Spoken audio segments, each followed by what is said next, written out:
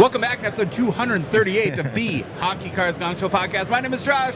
I'm here with the loud collector, Phil, who's gone totally Hollywood, apparently. Hollywood. And the one and only Baba Louie. Hi, guys. Hi. We've never done this No. together. Is it weird? No, it's great. Yeah, you like it? I love it, yeah. It's fine. Do you think you could fly to Minnesota for every episode? Would that work? We're working on some things. 3 months I'm off every year in the winter. I could live in Louis' basement. Oh, there you go. Sure. There you go. Come on over. All right, well, where do we start? Well, first of all, we got to mention we're coming to you from the Slab Sharks Studio, live on the floor of the Fall Toronto Sport Card Expo. It's been an amazing few days. We're recording this Saturday afternoon, and we'll cover a lot of our Expo experience on Thursday's show. Yeah. But the one thing we got to talk about right out of the gate is we're a little sleepy because we were up all night ripping boxes of cards at Rip Party. Louie and I and Phil have been working on this for months. We were very nervous because from a technology perspective, it was a big deal. But I don't know. We'll start with you, Baba Louie. And I got to give a huge thanks to Louie, of course. I'm going to be thanking so many people, so sorry about that in advance. And Keith, who's back in the production studio from Just Hockey Cards. Do me a favor, go onto YouTube, subscribe to Just Hockey Cards. Yes. Show Keith some love. He is an expert and he's got a long career in live production. Professional. He was professional, and he was unlike us. Yeah. And his help was invaluable. So again, Right. just Hockey Cards on YouTube. Please go subscribe. But we did it, Baba Louie. How does it feel?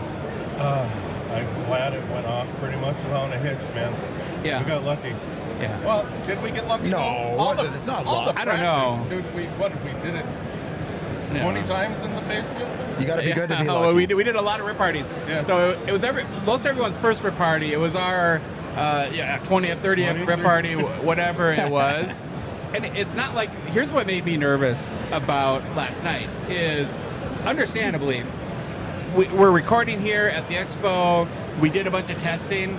I wouldn't say like the technology side has gone like smooth so far. There's been a lot of Louie like Oh, yeah. like deer in the headlights moments. Aneurysm, Oh, man. yeah, Whoa. nothing. We never turned anything on, and it was just boom, ready Yeah, to yeah. go. It was, why isn't this working? We got to fix this now. We got to fix that. Nothing worked No. right away first, and so actually our experience here the last few days kind of helped us where we really fired up everything early last night for Yeah. Rip Party, and we're able to get things going without a hitch. But yeah, so how do you feel? You're Oh, I happy? feel awesome. All right, Really good. I thought the whole thing went good. You know, we didn't have any snafus during any of the live, really. You know, a couple mic checks here and there and little volume things that people were nice enough to point out, you know, in the chat when I caught it. But, you know, I tried to take care of it as fast as I could. You did. You And- did awesome, dude. It was good. Phil, now we're what? 8 hours, 9 hours, 10 hours removed from Rip Party. So what's the biggest thing you're thinking or feeling right now about last night? I want to make sure the garbage is taken care of because I've Oh, never boy. seen so much wax We have a or strict foil. 2-bag limit. Yeah, and we have a 2 garbage bag limit. So if you live in Ontario, you know what I'm talking about. But we're lucky because Loud Phil lives in Ottawa, and he's going to bring back all the garbage bag and drop it off at his dumpster at his other job. So Nice. yeah. Beyond the garbage, though. I mean, I'm sorry. Yeah, are you happy beyond with the how garbage, everything went? Do you? Last night was surreal. Feels like a fever dream. Waking up today, I feel like in my sleep I was just holding the microphone like this. Did you wake up? Have you woken up yet? I don't feel like I've woken up, hence the sunglasses. My eyes aren't doing so good. Yeah. And it was just a very late evening full of friends, fun. Right. I can't say thank you enough to Louie and Keith. They were the pillars that we stood on all evening. Thank you. Expo mom Neil, Neil. wore a security Keith says guard thank you, shirt. too. Neil. He was. We're like a super group, like Wu-Tang Clan. We need everybody to have a big Right. show. If one person in our Discord wasn't there of our Chateau Gong show, that would have not gone off without a hitch. Yeah, everybody pitched in, and to me, what I'll always remember about last night and being our first event is how, to me, the theme was just the spirit of giving. Yes. Everybody, Yes. there was nobody really profited from last No, night. but not one person. No. And in a way, that's awesome because it was all about giving back to the hobby. So we invested our resources into last night. All of our sponsors invested their resources to make it happen. And this is an event that had never happened.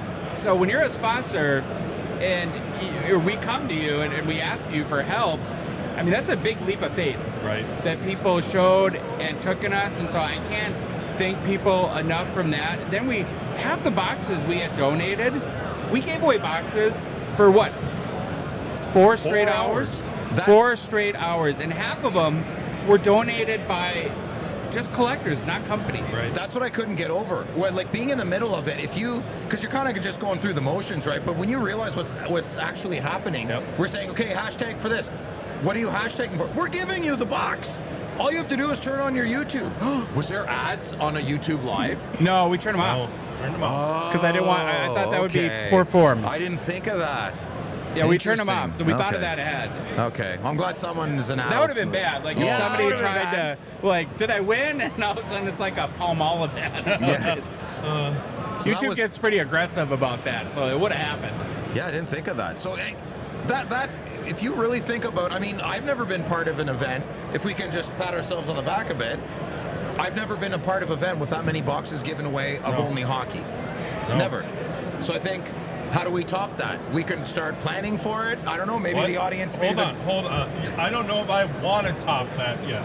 All right, Yeah, all we right. don't We have were the Maybe energy. it's a little too I soon. was Maybe it's a little looking too for soon. like 20 boxes or 15. That'd have been sweet, but we were up to, with combined retail stuff, I mean, we were up to like 50 giveaways, and that was like 80 boxes of Yeah, stuff. it was out of control. So maybe next time we can do smaller but mightier. Yeah, We'll sure. figure. I think there's a lot of tweaks we can make, but the quantity thing, it actually brings up a good point. So this will be out on Monday. If we have it, if you want a box, I hope by now we've gotten back to you. If we haven't, don't worry, just bear with us. When our whole plan for Rip Party was to have 5-10 boxes, we thought, Right. Yeah. nobody's That's going to it. think that you're going to get 70 boxes donated to you in total, and so we designed all of the logistics around a few giveaways, and then this tornado Yeah. of hobby love hit us, and everybody kept reaching out. And I remember when you called me, you're like, Phil, are you sitting down? We're almost at 20 boxes that Right. people have donated. know. I remember Yeah. now. How far we've come. And then eh? it just kept Yeah. going up, and up. And so the point is, we weren't prepared to, we're not breakers. We don't know No. how to ship all this stuff. And then we have the whole US and Canada thing. Yeah. We're going to get it done. We're going to 100% get it done. You just got to bear with us for a few days. We want to I don't want to send people the wrong cards. And then we're busy here, Oh, so we need a man. little bit of time to breathe. But, you talk about the spirit of giving. Yeah. When people started donating shipping, Yeah, that's yes. Money in the I- chat, yeah. I'm just like, I was blown away. And That was wild. Louis kept, Phil, come here, shout out. Yeah. Phil, come here, shout out. Because we're the dolts that just thought of shipping, I don't know, 4 days ago. It's like, Right. yeah. What I was telling you guys earlier too, that if I try to think about like what our place or role in this hobby could be, and like where we could fit, how we could add value, like how Yeah. we could be Where's our lane a that we net can own? positive to the hobby. I love the idea of giving back. big time. We're not going to throw a trade night cooler than Mint Ink, and shout out to them, Johnny. Massive shout out to Mint anything Ink. we needed Yep. for Rip Party. He was no questions asked. He They was call there. that Johnny on the spot. Yeah, Johnny Yeah. on the spot. Brought that energy. There you Met go. my match. But I don't know, and we'll see what it happens. But if our place, as far as events go, could be all like our vibe could be centered around just giving back. Yep. Yeah. And promoting the spirit of giving in the hobby, that would make me Happiest. happy Yep. as a clam. Like Oh, I would it's love so that. nice. So we'll see what happens. It's hard, we need like maybe 3 or 4 days just to Yeah, rest. we should be recording this in like 3 days when it's all I'm still absorbing and processing. Yeah. I probably said a lot of dumb things and it was live. you And I mean, probably I'm did, a but- liability. No. These boys trusted me. I'm a massive liability. Phil, you're Do you on know how much brand. insurance It's okay. costs for me? Hey, it's okay. You know, the whole time I was sitting there working the mouse, I had my other hand right above your mute button. I was ready to go. I was prepared, dude. I love it. You even Good. got some button bars in there. I was proud of you, Bob Louie. I did. I tried to. It's not triple, quadruple, sextuplet, multitask. What do you call it? I had so many things going on. I don't know. Once in a while, I remembered to hit a button bar here and there. Yeah. That table was glowing. Lots of colors. Lots of. I don't know what that was. But if you think about all the That was details that made this possible, we needed people to donate boxes, which, again, people came out in spades. Yep. We needed penny sleeves, top loaders, and your LCS out of the box. Ottawa, sorry. We had ultimate holders donated by Phil, who, think about it, Pather. Pather Good job. accessories. They're called ultimate holders. Why are they not called one-touch holders? Because they're better. They're called ultimate holders. Oh, there you go. There you go. We had light up display. Light up display. On our hit cam.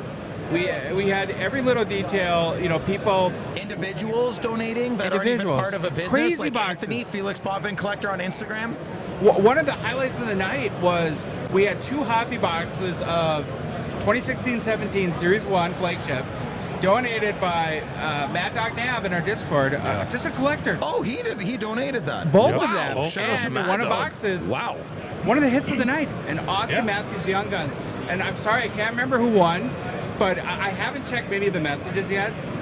One of the messages in Instagram I did check was from a person that won the box, and they said, I'm a lifelong Leafs collector. No.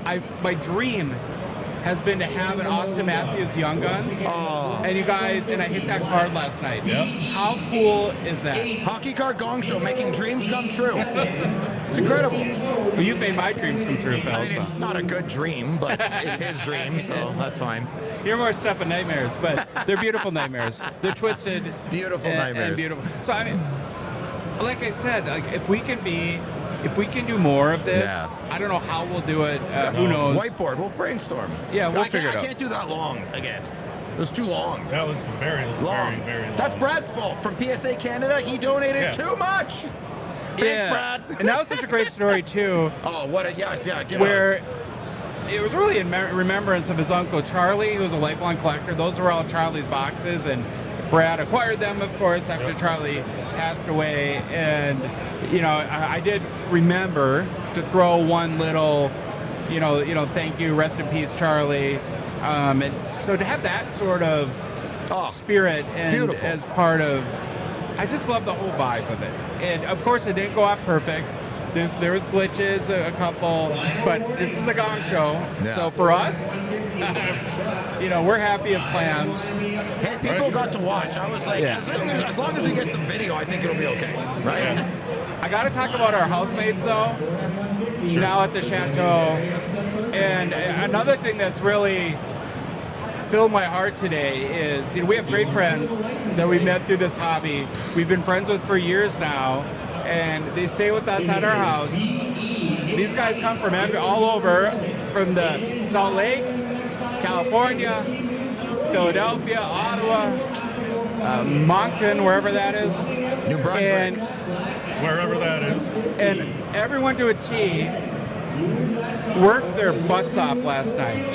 I mean, it was a like to your point, it was a 4-hour sprint. Yes. That's what it felt like. Yeah. The whole, and we I would have took a been. couple of union breaks. Yeah. That was Yeah, good. that's I almost got a good, though. nosebleed. I didn't even tell you guys that. I had to run upstairs. Yeah.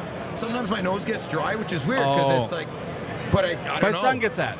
I ran upstairs. I felt bad, but yeah, it's just once in a while it happens. And then this morning I got to interview Grant Pure, which was amazing.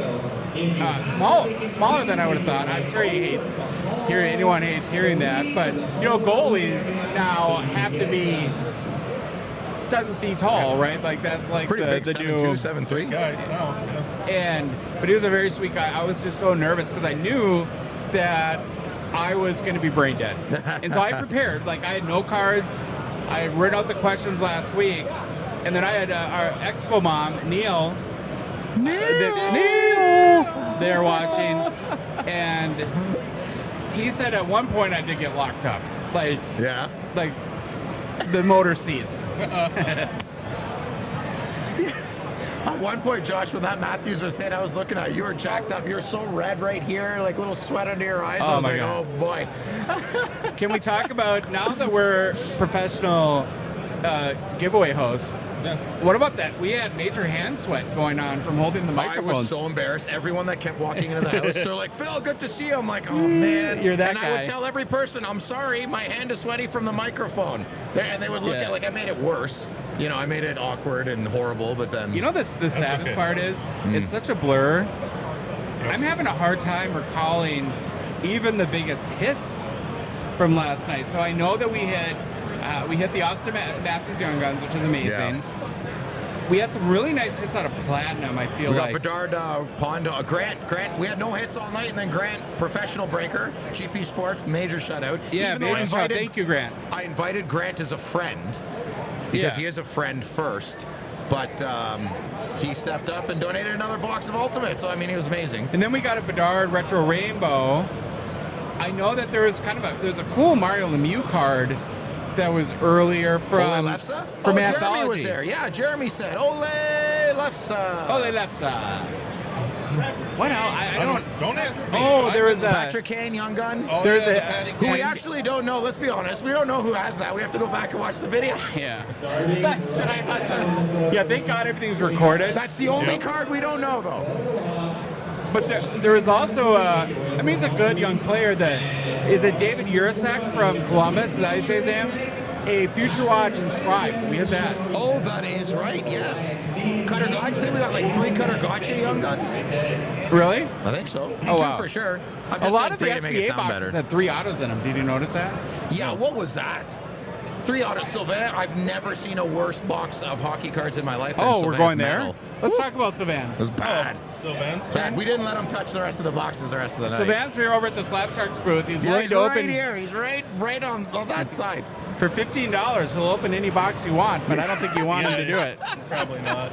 He was so mad because we. And the funny part is, right? Nobody controls what cards are in a box, so that's why I love making fun of him for it. Yeah, because, it's great. Right, it could be my box, could be your box. Yep. Oh, here we go with the It would print. definitely be my box, and it would be nothing. So it'd be a double whammy. I can't buy a box with anything in it, and he can't rip one. So I'm Maybe gonna. 2 negatives make a positive. Ooh. Yeah. Yeah. 2 lefts Well- do make a right, There you go. right? What else? Who do we need to thank? Who have we forgot? That's a Everybody, big one. everything. I don't The know. late night, the Late Show Jeff Boys? Zucker. Oh, Late Game movie. Those guys are Late- amazing. yeah, Awesome. Show. They Late brakes show. this guy Travis up from Tampa Bay. Oh, who knows Skull more and hockey Steel than Breaks. 90% Check out of Skull and everyone Steel in this room. Troy, I'm sorry, Troy. Travis. Yeah. Travis, I'm sorry. Travis. Troy was Klutz and Chara interview yesterday. Travis is from Tampa Bay. Troy was David Adams' interview yesterday, Tampa but Bay, just Tampa keep Bay. throwing out names there, Phil. Eventually you'll get it right. Oh man. Yeah, that's one thing we learned at some point, and I'm not throwing shade at anyone. Like, I'm a pretty slow ripper. We had so many boxes. We're like, okay, we got to find the professional Yeah, breakers Grant stepped that up. know how to move Yeah. through these boxes Yeah. so that we can keep it going. Yeah, Louis. Yeah, I'm Louis like- like, Phil, come here, and I was like, yeah. He's like, let's get going. Yeah, I'm we need to like- go. I'm like, an hour. It An was hour so into funny. this thing. Yeah. What did we rip? 5 giveaways?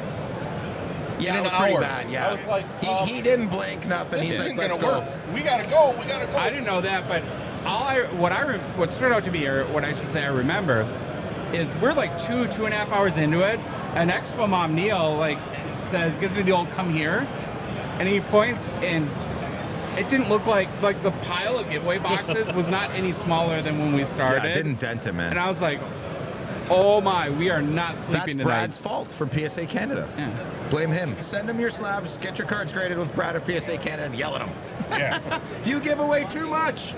Can you say that again? Those are words Yeah. I've never thought I could. I'm trying to do the guy solid. That's all. Yeah, He took you're care a of good us. guy. He's You're a running good a man, business. Phil. I You're like capitalism. It's You're okay. you're a good man, Phil. Yeah. Oh, and then not just the cards, the boxes. My favorite part is, and I was telling a lot of people this, that yeah, it's cool when an expensive box gets ripped, but I love the variety. Yeah. There was a whole bunch of brand new stuff. Then we had, I think it was like 2007, 8, 9, in the game. We had Jeremy Lee brought a box of 2003 Vanguard. That was wild. I've never seen a box of Vanguard ever. He let me open 2 packs. Yeah. That was nice. What was there a box of the? Was it the Crown or what? Crown Royal. yeah. Jeff Crown Zucker Royal? from the Late Game movie Panini. brought Panini Crown Royal. Yeah. Oh, that was. Yeah, I Keith love was that. super happy. That was sweet. Yeah. Yeah, it's 2013, so you get like a Nathan McKinnon rookie, and that Nice. he's a big Avs fan, so I'm sure he would have liked that. I was kind of like when I watched like. Oh yeah, Upper Deck Master. Keith is shouting Upper Deck Masterpieces. Who? I think it was SC19 broke that. We had boxes of the Cup. We had National Treasures. National Treasures. We had That was cool. Seth drop the puck. Oh, yeah. Oh, 20, was it 2013, 2012 Panini Rookie Anthology that has the Prism Golds in them? Those could be huge cards. Huge cards. I love Can't Prism believe we Hockey. forgot about that. Just so many great boxes. What an amazing night. I'm honestly struggling to remember. Like, it's. Right. I feel like. Do you guys feel like you slept? I don't feel like I slept. No. It's like shaky a little, you know. Yeah. I might get Hasselhoff to drive home. Yeah. I might sleep for 2 days when we get back to Minnesota. Oh yeah. I don't know. Oh yeah. I'm gonna put you guys on the spot. We legitimately have not talked about this. Are we doing Rip Party again? Of course. Yes. 100%. Smaller but mightier. Yes. Quiet, Keith. No. Um, Overruled. Smaller but mightier. Okay, what if we did Or like just smaller. I mean, it was mighty. We gotta go wasn't it? bigger. I'm not saying like quantity. quantity smaller, Quantity smaller. Yeah. noun value bigger, mightier, verb Yeah. value? Noun value? Noun or verb? Can you define verb it a and noun verb for us, value? please? Yeah, I'm person, so place, lost. or thing. That's a noun. Okay. But how does that relate to the hobby? I'd have to go back to my notes. Yeah, you can't don't put even me on know. the You spot don't now. even know. Phil, do long division right now. Like, come on, man. I need to prep for that. You don't read the outline anyways. I do read the outline. I do. I love the outline. I'm going to treat the outline. Josh gave me some good tips. He has like, sometimes when he goes ... that's elaborate. I'm learning, man. I'm learning. It's a journey with the good listener. We the have good shorthand. The good watcher. Ooh. Before we move on, and we're going to recap more on Thursday's show of our total Expo experience. Yeah. We got to stretch out the content a little bit here, but I we're going haven't, to be had traveling. I haven't had an Expo experience. Yeah, Louis hasn't, Yeah, Louis hasn't bought one Poor card or guy. left the tent. We haven't We let him actually out have a of the lock on the outside of the door of the tent. tent. He hasn't got out of the production tent Let yet. me out. The one thing I'll say, and we'll probably get more into this on Thursday, the amount of people we've got to meet so far and talk to has been humbling, inspiring, and amazing. And so it's been Yep. crazy. Out of control. Yep. And It's- all the shout outs from everybody, even just from the show. I'll say sound. That's me. If it was bad, video, whatever. But you know what? I'm figuring out. I was on a 2-month crash course, and Yeah, you did amazing, dude. I'm proud of you. We'll continue. Louis, it was to get perfect. better. It was great, man. It was perfect. And the amount of work you put in, it's it goes. nuts. I know you don't want to hear it. No, but but there's a reason why the amount of work is put in is so it runs smoothly, and so everybody we're doing this for enjoys it. I want them to enjoy it. I don't want to put out crap. So I will work as hard as I have to do to at least get something good out there for everybody to watch. and we're all dads, right? And so this is a little bit of the dad in me, and kind of how I would, if my kids were to ask me about this, and there's going to be criticisms, there's going to be critiques, and those are fine. Yep. We actually want to get better. No, we criticism's good, want constructive we criticism. want to get better, but where I am content today about Rip Party is, and I'll let you guys speak for yourself, but I think I know the answer. I gave it everything I had. Yeah. Right, and so that's all I can do, right? And that's a good testament in life when you really want, when you're passionate about something. You left it and- all on the table. Yeah, and Sure sure. did. Was it perfect? No. Will it ever be? No. And I'm just, I just can't believe the spirit of giving. I'll go back to that and how people have responded. But we'll let Phil, you start. Any closing thoughts on Rip Party? I'm very happy I got to, I'll be a little selfish. I'm very happy I got to hang around my good friends, some of my best friends. I met incredible people from a different country. Like, I can't get over Travis. He was great, man. And I just couldn't, I maybe was a bit ignorant. Like, how could someone from Florida actually know a lot about hockey? Maybe subconsciously. Yeah. The guy knew so much. So I gave him a chance. He smashed it out of the park for me. Yep. Just a fantastic night of like-minded individuals. Like you said, a lot of us are dads as well. We just had a great fun night, and I hope the audience got to feel that as well. Please stick with us. It will get crazier, maybe more chaotic, and it'll get better. It'll be a gong show. It'll be a gong show. It'll be fantastic. Well, what do you think, Louis? What are your closing thoughts on Rip Party? You guys killed it. Oh, You went. thanks, I know Louis. you were gassed. Yeah. You were gassed, standing, moving around the whole time, trying to keep things going, keep people entertained, and try not to bleed it's on not cards. easy. It's not easy. You're talking for 4 hours constantly, Yeah. and keeping things going, entertaining, and I'm back there just behind a computer. That was huge what you guys did, because Thanks, you Louis. kept it entertaining for everybody else, and kudos. It was a TTE, Louis, total team effort. I would like to elaborate constructive criticism. Like, we're doing the show for the audience. Yeah. What do you guys think we could do better? Like, do you want us to be, I don't know, like... Well, we even saw improvement, like, and we've heard this from people, and Louis talked about it. The mix of audio to start, we've never done this, and then as the show progressed, Louis and Keith, you guys dialed it in, and I thought it would be great to have the people ripping be able to talk what was going on, but those mics on each side of the table They're just too picked sensitive. up so They're much too noise sensitive. and crackling, so I just killed them. And after that, everybody was like, all right, this is good. Yeah.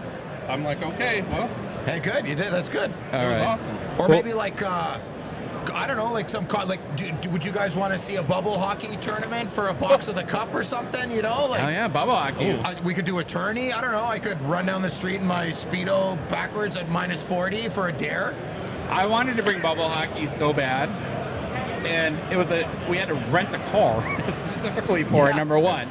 So Swipe the old credit card, and here comes bubble then hockey. we got some very squirrely looks at the border for some middle-aged dads bringing bubble hockey to Canada. We're just like, this is what we do. And then we get it there, and it was a nightmare for 2 days. Like, it kept breaking. We'd fix it. You have to take the whole thing apart. Louis left his wallet in it after we put it all back together. My phone. Oh, your phone. I was I had that bubble thing unscrewed and put back on 4 times in 20 minutes. 7 years. 9 times. We did finally get it dialed in, though, right at the end. Maybe it added a little bit of spice to the house. So, Rip Party 1 in the books. Good job, guys. There's so many little kids here. Yeah, it's nice. Thank you again from the bottom of my heart to anyone and everyone, whether you watched, whether you contributed, whether you helped out at the house. If you didn't win, sorry. Better luck next time. We're going again. Hashtag better. If you We didn't win, voted. hashtag better. We'll make it better. Okay. Well, here's the deal. Obviously, this is not going to be the normal Gong Show podcast. No. We're here at the Toronto Sport Card Expo. We started actually 2 days ago now, and we've been recording interviews. And so really the rest of the show today is going to be us bringing to you the unique opportunity that we get to interview some people in person, get a bunch of perspectives of, how people are feeling about the Expo, as far as cards people are picking up, how the show is doing, just all other aspects of the hobby and hockey.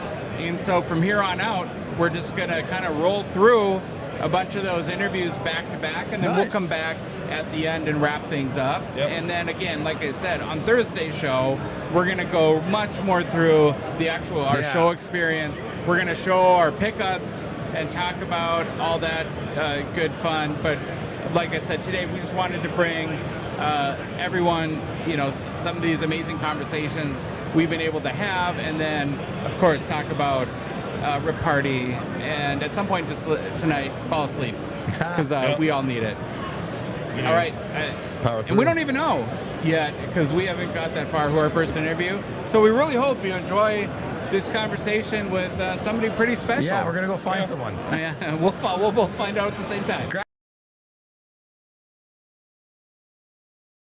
All right, first interview from the Slab Sharks Studio, Yes. live from the floor, the Fall Sport Card Expo. Fall Expo. Fall Expo. Yeah. One, the only Phil. I mean, I'm sorry. Hey, Billy. Billy Celio from Upper Deck is in the house. I don't think I see you guys all the time now. I know. But it's in person. It's more realsies. Yeah. Oh, yeah. Okay, so what do you think of the new layout? I'm gonna get used to it tomorrow. Yeah. I walked in and I knew nothing was. I was so used to coming here year after year. I'm like, okay, Upper Deck booth. Okay, if I go this way, this is where this shop is. That's where the distributor is. That's where everything. I had no clue. So but the good thing about it is it makes me walk around and see everything. Sure. It's good. I like it. Thursday preview night. And you said you just got in a little bit ago. Yeah, we got in around 5 o'clock. I was in Michigan visiting family, and a buddy of mine drove me from Detroit to Toronto today, so we had a nice little road trip. Literally crossed the border. First thing we did is stop at one of those little gas station stop things that they're called. I can't remember what they're called. En routes? They had, en routes. And then they had a Burger King, because I guess Canada doesn't have McDonald's. But they had poutine. We have McDonald's. Shots Every fired. single one of these Shots things fired. had a Billy burger. Celio. Or Wendy's. So they must have some sort of contract. But anyway, Yeah. I already got my first round of poutine in. Nice. So I'm very Atta happy boy, about that. I'm proud Yeah. of you. Good My- job, Billy. Everywhere I go, that's all I'll be eating. Can I tell you something weird? Yes. So Van, next door at the Slab Sharks booth here, he was a nice guy, and he got everyone McDonald's for breakfast this morning. Like egg and cheese McMuffins, or we got like bacon and cheese McMuffins. You know if they put mayo on that here? Lots of mayo up in Canada. Could you do that? I was like, I would know about that. So one thing about McDonald's and those places when I order, I always will one, I ask, but two, I'll always order no ketchup, no mustard, because then I know they have to make it fresh. Yeah. And so I'm getting a There fresh you go. burger or a fresh chicken sandwich or something. I always try to do, I'm paying in the butt, but I always try to do one special order so then I know it's made fresh and it hasn't been sitting in the window. Okay, so Thursday night at the Expo is preview night. Waving. There we go. Those And are your guys. There's Dan. Yeah, it's my LCS out of the box. Huge shout out. Ottawa. so on Thursday night, like when you get here for the first time, like what's your goal? How do you acclimate yourself? And in your role, it's not like you're selling anything. What are you trying to accomplish here at the Expo? So we have our booth and we have our booth workers and everything. My job, I actually am here for PDT, Product Development Team. And my Yep. job is to go out and talk to people. And so I've built relationships with a number of shops and a number of dealers and everything here. And what I want to do is really talk to them about the products that have been coming out, what they want to see, what they like. People say, "Oh, Upper Deck doesn't listen to anybody." This is actually one of the one of the big places that I'll sit down with people, 10 minutes, 30 minutes, and we'll just sit and talk about products, stuff that's coming out and stuff that might be coming out in the future. So this is a great way for me to get in contact with not only the people selling the product, but the people buying the product. Do you ask them, what do you think about Allure this year? Are those some types of questions? Like the previous year, hey, we changed the base of the Allure to be on the rainbow instead of the, just the regular chrome stock. And, how did that go? Is it helping sell the cards? Everyone's like, oh yeah, it looks nicer, but just stuff like that. Exactly. Anything that maybe we changed or, hey, how is this class compared to the last class? Like, obviously, a lot of the questions that we're going to be having, a lot of the questions I'm going to be asking is 23, 24, 24, 25. Obviously there's not a Bedard yet in this class. So Sure. We need to kind of find out, okay, so what's been helping move the products? What have we done? Like in Series 1, I think we've already talked about it. We added the holograms. We added the retro outbursts, stuff like that, to add value to the boxes of Series 1. Has it helped? Have people liked it? Or do people just like it because the boxes are a whole lot cheaper? What are you Sure. selling the boxes at right now, compared to 23, 24, those sort of questions. I'll be going around and I'm not with my boss Grant today. He's not going to be at this expo, but he's going to be asking me a million questions. So I got to Yeah. make sure I have answers for all those questions. So I'm kind of curious about one of the Series 1 inserts that Phil and I have been all over. We really, really love the holotypes. Big fan. And have you been getting a lot of good feedback from people about that? Everyone I talk to says they look great. And then I look on the secondary market, and I was just like, wow, that's pretty cheap. Yeah, And they're I, like 1 in 15,000 and I know for how- an yeah. individual card. I know how many there are of each, which is but no. I know they're rare, but they're not like rare that someone couldn't collect the whole set. Yeah. What I think is going to happen with those cards, and I'm glad that they're getting a good response. We just need the secondary market to catch up, and I think it's going to catch up when people realize it's a living set. Yeah, that's the big thing. I And don't think then everyone people are going to get them that next year, and then they're going to be like, "Oh, I really like these. Like maybe I'll try collecting the set." And then they'll look back. They're going to try to go back and grab some of these, and they're going to realize, wait, these are a little bit harder to find than I thought. Yeah. Myself personally, like I'll just find some of the players that I like, and I'm probably going to pick some up myself. I've seen a few Logan Coolies out there at a little lower, That's the first one Josh got. lower price than I anticipated. So I've been looking on the secondary market for some of those. I haven't had a chance to see everything out in the booths yet. I've been more talking to people than actually looking at what they have. But the rest of the weekend, I'll be looking at prices, looking at cards, talking to dealers, seeing what everything's going for, and talking on Hobby Card.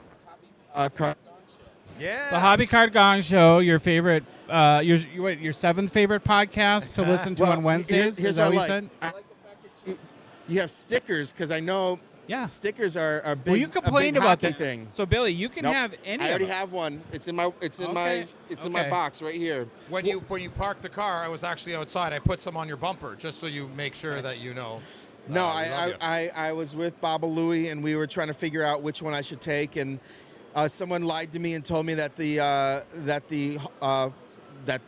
rainbow foil ones were numbered. An achievement. It's They achievement aren't. only. I'm wondering if I have to peel it to see the numbering or something like that. So, but that'll be hanging up in the upper deck. There you the go. upper deck cubicle from now on. Are you going to be doing any of the giveaways? Do you like to go up on the top? Randy is so good at it. He Gets them excited. He gets them motivated, and he gets them like, if they're not cheering loud enough, he doesn't give them extra bonus packs. But if they cheer really loud, nice. they get an extra few gotta black work for your packs in there. swag, Yeah, yeah. exactly. Now, what's your next product that comes out? Your next hockey product? Oh my goodness, I don't know. Someone Really? asked me this the other day, and I'm like, oh, I know this is coming out and this is coming out. So you're not Premier or Ingrained? I'm not Premier or Ingrained. Okay. I know we still got a little bit of time for Series 2. Yeah. A couple products of mine might be coming out on e-pack. Are you guys? Oh well, you can. I think. Go on. Phil loves Fleer e-pack. Ultra, I think, is coming out in about Finally. a month. Is it E-Pack Really? only again, though? Yeah. Oh, It is. medallions, Josh. I We love the those. medallions. Are the medallions coming Here's back? the thing. Oh yeah. Okay, Oh yeah. good. Oh yeah. Okay, nice. Here's the thing: is like, the e-pack community knows about it. We need to get the word out to more people. Yeah, I I'm trying, I was brother. telling my friend last Expo, I go, you need to just get all your stuff from ComC and bring it to the show. There aren't gonna be people that have the Fleer Ultra stuff on the floor. This would like- be a great opportunity to have like a Fleer Ultra booth. Oh, like something. yeah. Billy, think big. Dude, we have a double decker. I don't see any Fleer over do you there. see There's any no of- Fleer. Do you see any other booth that has 2 levels? I think double deckers are last year. I think triple decker is more this year. We should see a drone dropping Fleer Ultra packs. But there aren't packs. Do you know We Ben want Barry? Packs. Yes. You do? Okay. Why does it sound familiar? How do I 'Cause know he's Ben the Barry? king. He was on E-pack. our show today, and he did a whole thing on e-pack. And He's awesome. Yeah, Yeah. he talked about the ultimate chase. I never knew about that, and I was kind of intrigued. Which one? The ultimate. The ultimate e-pack, like the Oh, big, for like the Quest game. Yeah, and Quest stuff. game. Yep. Okay. He said that's hardcore. I built Like, that. people I go- built that one year. I'm still trying to figure it out. Like I know a little bit about it, but E-pack, you mean? No, Quest. Oh, Upper deck? Quest. Upper deck. Yes. I've never He's never still on built one of co-op. those sets. But I've built like a Quest set, I think, once, and Okay. again, it kind of has to be explained. But that came from like the gaming department. They started that Oh. in gaming. Yeah. They did that for one of their sets. Gotcha. And they brought it into hockey, and there's some crazy achievements in Yeah, that. he there's like levels. Yep. Yeah, it's Hey, So- Phil, so do you nice. remember when Billy big timed us for Rip Party and turned down our invitation? Do you remember that?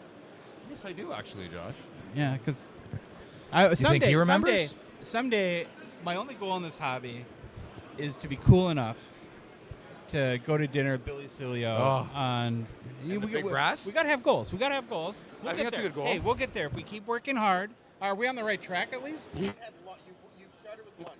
That's I don't have to go. I'm a liability. I understand that. Josh can go and Billy was represent. like, you're more lunch material. You know, maybe brunch, but no dinners for you. He's like, you're only allowed a salad as a main course. we'll see. We'll see. No, you guys. I want to thank you and your team for generously donating boxes to Rip Party. Huge boxes, man. Really appreciated. They were awesome, and I thank you for doing Was that. it? Honestly. Did we boxes of Fusion on EPAC? Is that what we sent you? No. It was good stuff. It's really good stuff. Okay, good. No, that's our marketing department. They're great people. They're quite generous. Paul and I don't know if Jeff had anything to do with it too, but Sure. did you guys get any entertainment stuff too? No. Or you guys just hockey cards? No, just we're the Hockey Cards Gongshow. I Yeah, I know, don't think I know. golf's gonna work. You see on our but- sticker? See Yeah, right but there? See right there? Hockey Cards. But the Gongshow? card I got you wasn't even hockey that you requested. Christoph Waltz? You didn't see your stuff yet? No. Where's your You're stuff? Chris Waltz guy? Who is it? The producers are all in there. Shout out to Baba Louie and Keith from Just Hockey Cards. Where's his stash? We'll see right after. We'll see right after. Yeah, I told you I was going for Christoph. Where's the stash? know. Bro, are you serious? The stash. All right, you got any final questions for Billy? Because he's a busy guy. I did. The Fanimation, one sec. Yes. The Fanimation this year, I saw a Bedard over there. Sometimes some of the players look like they have eyeliner. Have you seen Luke Hughes' card? Is it the same artist for all the big It's heads? the same art. Yes, we Okay. go through everything. So Fanimation, it's like a 2-year product every year, and we do Because something. it's the same as last year, right? It's the same as last. So this is the second year, so it'll be done. I've already seen the images for next year's Fanimation. Nice. It's Is there going to be a city in the background? No. You don't have to. No. no. Okay. It's I will. I'll give a hint. Oh, I'll here give we a go. hint. Breaking. Oh, breaking news sounder. Do do do do do do do. Breaking news. I'll give a hint. Take on me. Take on me. That's your hint. 80s. Yeah.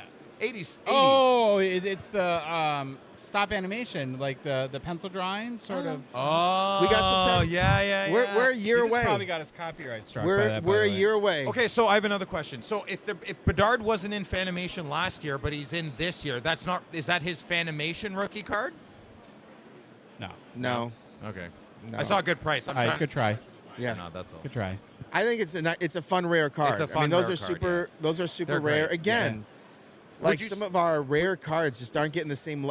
Maybe if we put them on Chrome, like everybody Yeah. would think that Would they're you- worth thousands and No, thousands don't- of dollars. no, don't- I'm just joking. Okay, good. But like the rarity of them, they're rarer than like other kind of hits. And Would you say they're equally as rare as holotypes? I don't think they're far off. Oh, okay. I'm good with Wow. that answer. Holotypes I are super already know rare. you know. Dude, holotypes are very rare. Yeah, I'm over half they're, done it's this up, not by one. the way. It's not one a case. I can tell you that much. You have to buy multiple cases to get a Fanimation. I buy Wow. singles. Gotcha. Yeah. Yeah. All right. Let the dealers spend the money and then He's so busy. There's a line of people. you can't see the Hey, line. I'll 30, tell 40 you what. deep. I'll tell you what. What we'll do for you tonight is Wow. meet me at Jack Astor's. Yeah. I will buy you dinner. You will. Yeah, but it has to be chicken tenders. Upper deck chicken tenders. Yeah, has Love chicken upper deck chicken tenders. He tenders. likes craft dinner. Oh, you don't know what craft And dinner is. but we won't buy any drinks. But Okay. I'll meet you at Jack Astor's tonight. Sounds good. Chicken tenders or Is appetizers. this a personal per invite day. just for me? No, the whole group. What? Wow. Seriously? Yeah. Strip loins for everybody? Yeah. Wow. Thank Good. you. And you might see some signs that say like Sports Card Live, like Sure. whatever. You might see Jeremy Lee there, but He's already there. I think he left. Yeah, I saw him yeah. walking up, yeah. All right. I'm gonna try to get there early, but Nah, I didn't work out. decided to come out here. All You right. did the interview. Well, Yeah, do the interview Well, with us. thank you very much. Enjoy Is the this show. the only interview I'm gonna be doing all weekend? No. One at the end, at the very end. Okay, at the end. Yeah. Okay. All right. Once I can be like, it was amazing. It was amazing. They put on a great show. The hobby's in a beautiful place. Yes. Okay. Well, thank you, Billy Celio. No Really problem, guys. appreciate you. I don't know what to do in Canada. Awkward. That was awkward. So, we got it. well, Can we do so that there's again? so many different handshakes. see You that? can do the No, I didn't. What happened? We went like, yeah. like. Do you do the fist bump. and COVID ruined it even more because there. COVID Okay, I'm ruined gonna- a lot of so things. there's this. All right. Yeah. And then That's we a do dap, this. I think. That's and a then dap. and there's Oh, wait, and wait. then there's sometimes people just You're do making this it weird again. and this. So I've done it where it's like they're doing this now. Do the fist, and I'm ready to do something, and then I'm like grabbing their hand, and it's the most awkward thing in the world. Ball and socket. Yes. You can just hug it out instead. Yeah. Baba Louie and Billy. Louie. All right, Billy. Thank you. Bye Thank you, bye. Billy. And what can only be explained as a total and utter gong show. This is take 2 of our interview with Ken Reid. And honestly, would you expect anything different from No, us, Ken? listen. In live TV, when things go wrong, you just keep going. So it's the same old thing, no problem. Yeah, there we go. I've always felt like the audio is where there's always, like, I was on the main stage and they were switching microphones Right. left and right. I think they would have that more figured out by Audio is an issue, especially in a place like this, right, with all the competing wireless microphones and stuff. Like you're gonna run into some audio issues in here, no doubt about it. now. So, how many times have you been to the Expo? I moved to Toronto in right at the end of 2008, and I've been coming ever since. So, Okay. what's that? 15 by 2 minus COVID, so probably 25, between 20 to 25 times, I would imagine. Right. How have you seen it change over the years? It's gone from a giant card show to a giant event. Yeah. Before, when I got here, it was, there was blue tables everywhere, and it was 60%, 70% full in the other hall. And now with all the corporate booths, it's become more of a card collector experience / gathering. Whereas before, I think it was just a card show. And now, there's is there a nothing wrong party with that either misses one. that a little bit? Well, part of me misses prices in 2010, Sure. 2011. I remember coming here and buying 51, 52 Parkies for like $3-4 each, banged up. But just getting the singles, and it's very different hobby now than it was 15 years ago. The grading's just gone, pedal to the metal. Sure. COVID changed everything when people had nothing to do and they found cards in their house. But yeah, there's, part of me misses the innocence of it, but not really. I think this is just, it's a superior show now, if you ask me. And that's not something I'd usually say, because I'm as old school as it gets. Like, get me going on about You like hockey, the vintage baseball. and, And I'm a vintage collector, so do I miss it? No, but I guess I miss the prices. No, I don't see a Jofa. Have you not found any yet today? Or? I have not found a Jofa yet today. I saw an old CCM helmet, but I have not found a Jofa. Last show I bought a red Jofa. Yeah? And I think the show before I might have bought a blue one. Where do you keep something like that? In your office? No, in my man cave / just what I would call it. But if you want to see good pictures of the Jofa and how you're like, why would you buy a Jofa?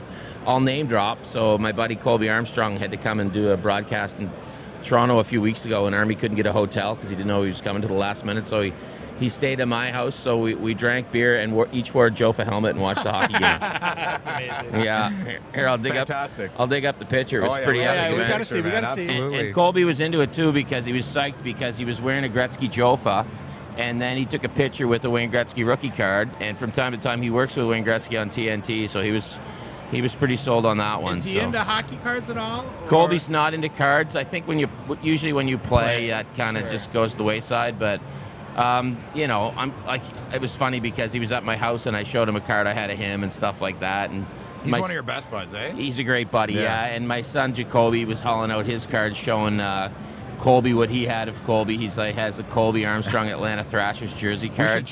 We should check some Young Guns pricing on Colby Armstrong and let him know, eh? Well, the good thing about Colby's card is they're much like him. Colby's super friendly, and his cards are super friendly, affordable. He didn't play friendly. No, he didn't. He didn't. I'm an Ottawa Senators fan, and I know Colby very well, yes. Colby could destroy guys. Yep. I love how I'm not going to be able to find this picture. All right, it happens. Just because I'm an Can't idiot. show some of those pictures. Though, anyway, These are harmless. These are harmless. But, so I do put the Jofas to use. And I wear a Jofa when I play, too. Oh, that's awesome. Which resulted, it can result in a few bruises and stuff, but that's fine. What's the coolest thing you've seen so far today? Jeremy Lee showed me his PSA 6, PSA 1 Gaudy 1933 Babe Ruth. It's amazing. It's in amazing conditions. It makes no sense. It makes zero sense. Should be a 1.5 at least. The key to vintage, the deals are low grade, high eye appeal. There we are with it. The eye appeal on it is amazing. Oh, yeah, he loves that card. But I mean, I've seen some. Beautiful.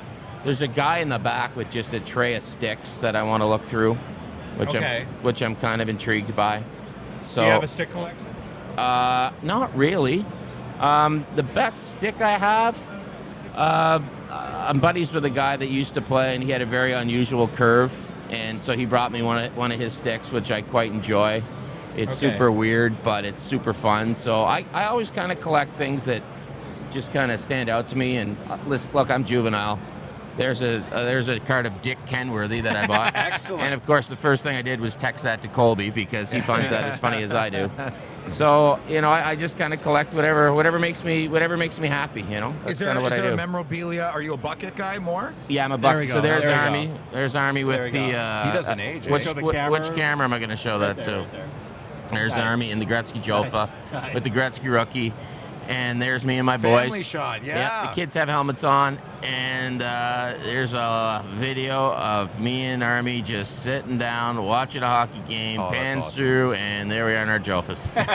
So it's very juvenile and very fun. We'll show it. We'll send it to Josh. We'll show it. Yeah. But that's why I'm into this, because it's fun, right? Yeah. You release your inner nerd. And what I love about this is most people that collect, for a long time it was a secret. It was like a certain type. totally. It was Collecting's like, cool now. Right. It was like a certain type of cinema everyone watches but won't admit to. Yeah, oh yeah, oh but yeah. now you can admit you're a card collector or a memorabilia collector, which I enjoy. Collecting cards is cool. Memorabilia is cool, and I love it. It's becoming more pop culture, I find. Absolutely. Yeah. Absolutely. Is there one card that you don't have that is at the top of your list that you would love to have? Yeah, it would be the 51-52 Parker's Gordie Howe. I want that. You don't have one yet? No, I remember a kid bringing 2 of them to high school because his dad had them, and they were nice. Yeah. But they were like, I think $2,500 then, and that was Yeah. unsurmountable. What would that run you now? Oh Well, it man, depends on the grade. Depends on the condition. No. I mean, But even a low one's out of my price range right now. So You know that those were collated in a cement mixer?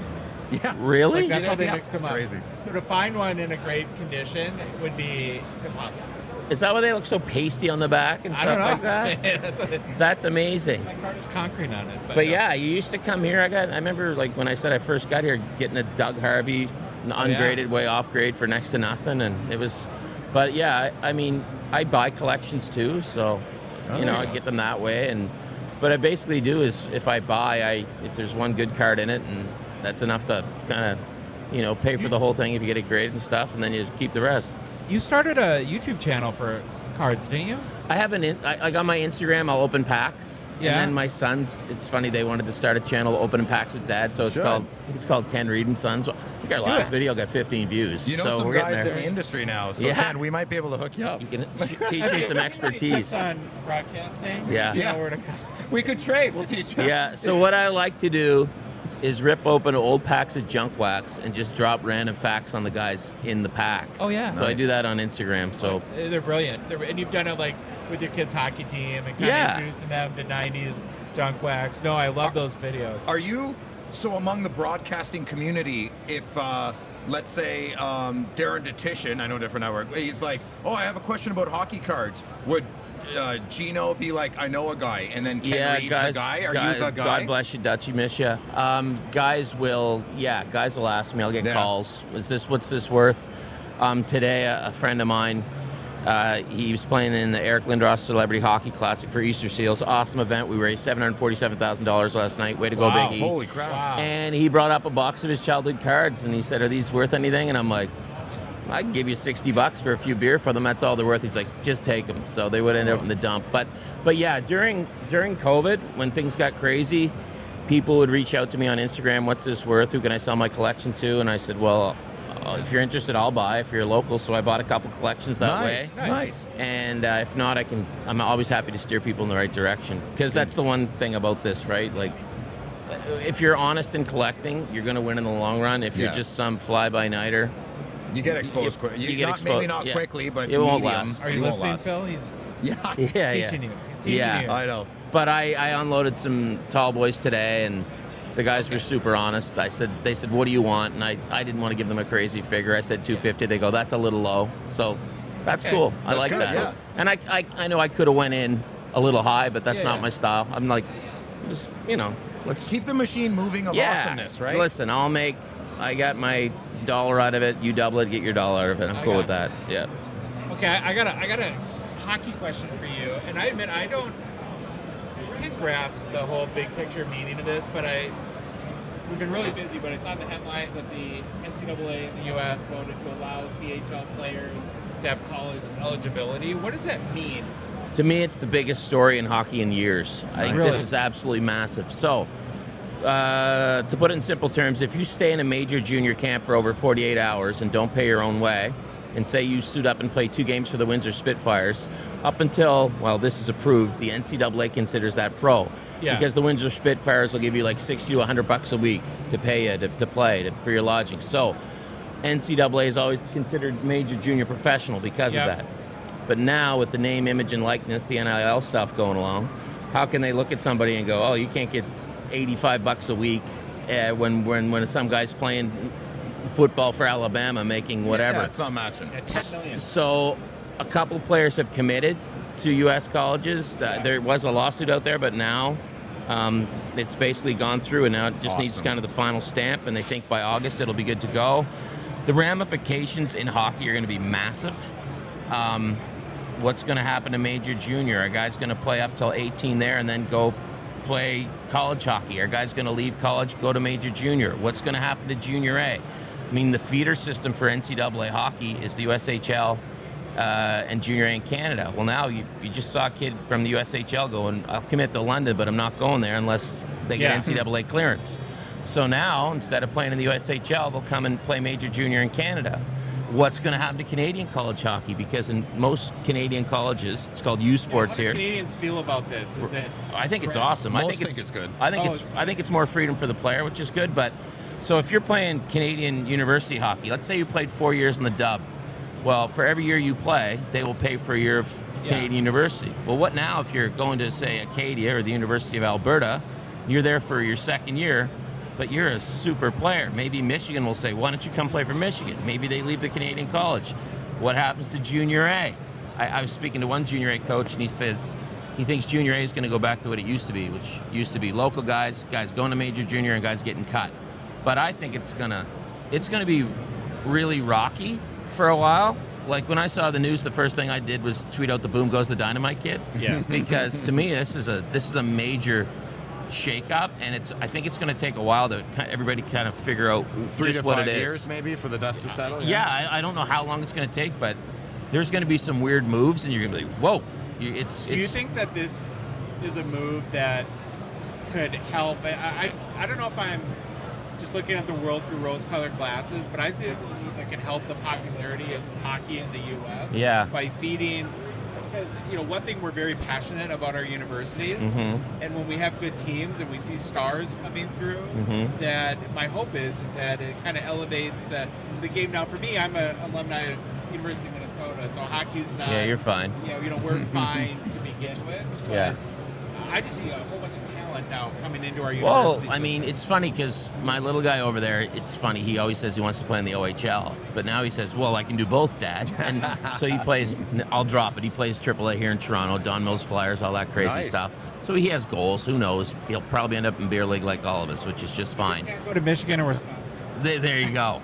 So, but what I think is the NCAA's fed a lot of awesome players over the years, as you know, like Jonathan Taves, Paul Kariya, but it's kind of been split up. So I don't know. I think big schools with big programs are going to get even stronger. And well, it's the NIL money now. Because it's the NIL money. So instead of going and playing major junior in, say, name your random Canadian city, if a larger American university can get you a nice NIL deal, why not go there and make a little bank? Sure. On the other hand, maybe guys playing U.S. college hockey and let's face it, most guys who go play NCAA now, their junior eligibility is used up because they're playing in the USHL. Whereas back in the day, you'd go right from Avon Old Farms or Shattuck St. Mary's right into it. Yeah. So maybe those guys are going to skip the USHL, skip the BC League here in Canada, and go right to major junior. So it's kind of like here. Like you walk around here and you're going to see stuff you haven't seen before. I think we're going to see stuff we haven't seen before. It's going to be... Overall, it's better for the game, though. Better opportunity, better skill. Cream rises to the top. What it's better for? It's better for kids who at the age of 16 have to make a decision. Do I go to that major junior camp or do I wait and hope to get a scholarship? It's better for them, and I'm happy that it's better for them because that's a lot of pressure on a kid and a family. You want to make big decisions like that. You want to give them as much flexibility. Yeah. So now, it shifts the power to the kids. I don't like I hate the NCAA transfer portal now. That to me is kind of hurt a lot of college sports, but I think this is a great player first move. I think that will be corrected at some point. Yeah, I think it will too. Pendulum swung too far the other way. Yeah. what are the other big stories you guys are following on Sportsnet? Is it the Ovi chase at this point? Or? Man, it's funny, I've walked around and I haven't seen an Ovi PSA 10 yet. Is everybody waiting? And A lot of Raws for sale. Can I tell you my theory? Yes. He wants to retire, so he's like, I'm just going to get this over with. Really? I think that's why he's on a streak. See, I think he might hit it this year. Honestly, he might. You think so? Might. I don't think he's going to hit it at all. No. Oh, really? No. How is he not going to hit it at all? I'm a bit of a contrarian, and the switch of old, waking up old in your back one day is quick. He's going to break it. I think he'll probably break it at the start of next year, and I think in here next year, if he's breaking it around this time, which could conceivably happen, it'll be insanity.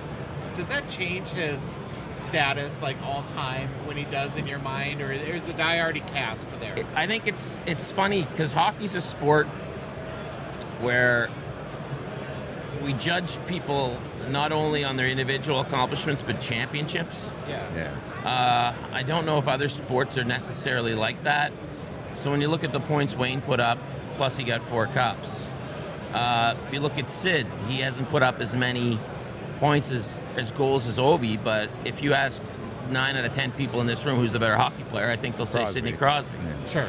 But Ovechkin, the fact that he's scoring goals in this era, which up until recently it was pretty tough to score, is absolutely incredible.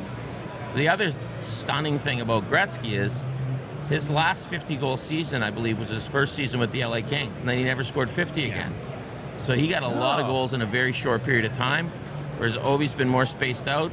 But the incredible thing that I find about it is if you look at their games played, when it comes to goals per game, they're pretty much bang on, exact. Yeah. So it's not like Ovechkin's just sat around and waited, and milked this thing. That guy's just been a consistent sniper his whole life. But I think it'll make him more collectible, yes, in the eyes of collectors. Yeah, goal scoring sells cards. It's like going to a home run king, right? Yeah. Like you want that guy.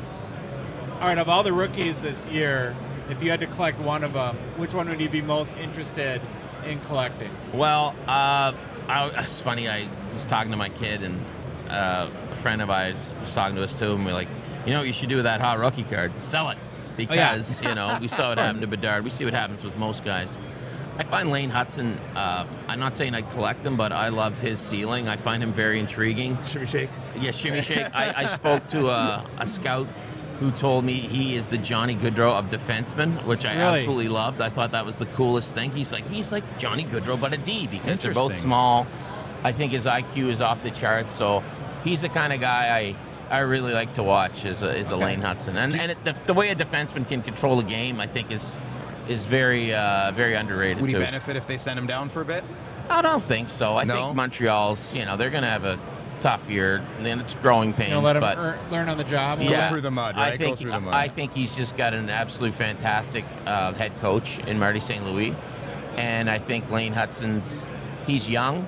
He's going to make mistakes, but I think he's got a coach that's going to keep playing him. It's like when you got a kid who's 16 years old, major junior, if he makes a mistake, the worst thing you can do is staple him to the bench. You got to build his confidence. So I like watching Lane Hudson. I think he's a very brainy, smart hockey player.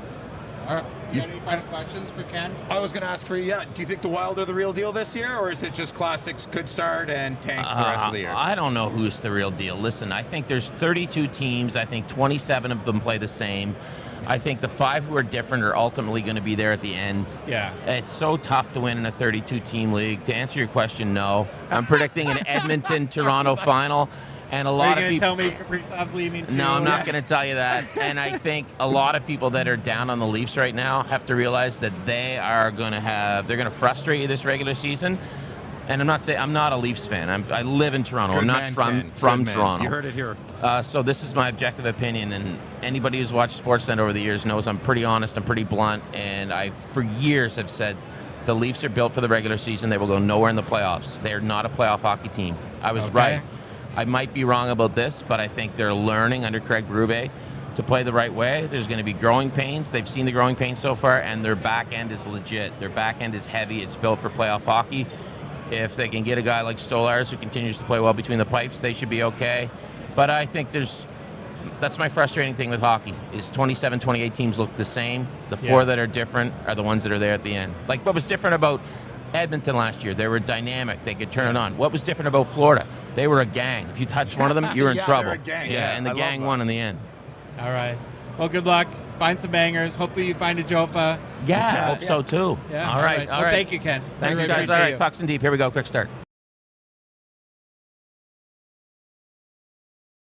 Well, we're here from the Slab Sharks Recording Studio live at the Sport Card Expo with Jeremy Lee, who's keeping tabs on his phone because there's deals going down every minute here at the Expo. Hustling. How's it been so far? Been pretty good. Lots of deals going down. we're Got to gonna see if I get any phone calls from the booth, you know? There we go. There we go.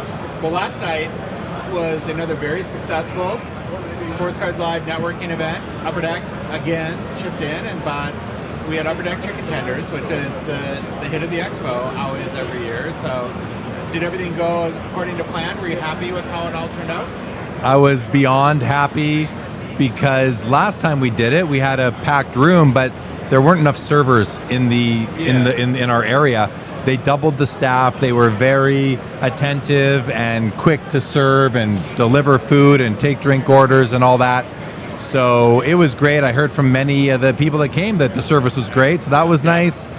The turnout, the best ever. I don't know exactly how many people. I'm guessing about 140, 150 people came through, standing room only. Yeah. It was awesome, and it was exactly what I wanted it to be. A bunch of hobbyists hanging out together and enjoying the community as we kick off the weekend here at the Expo.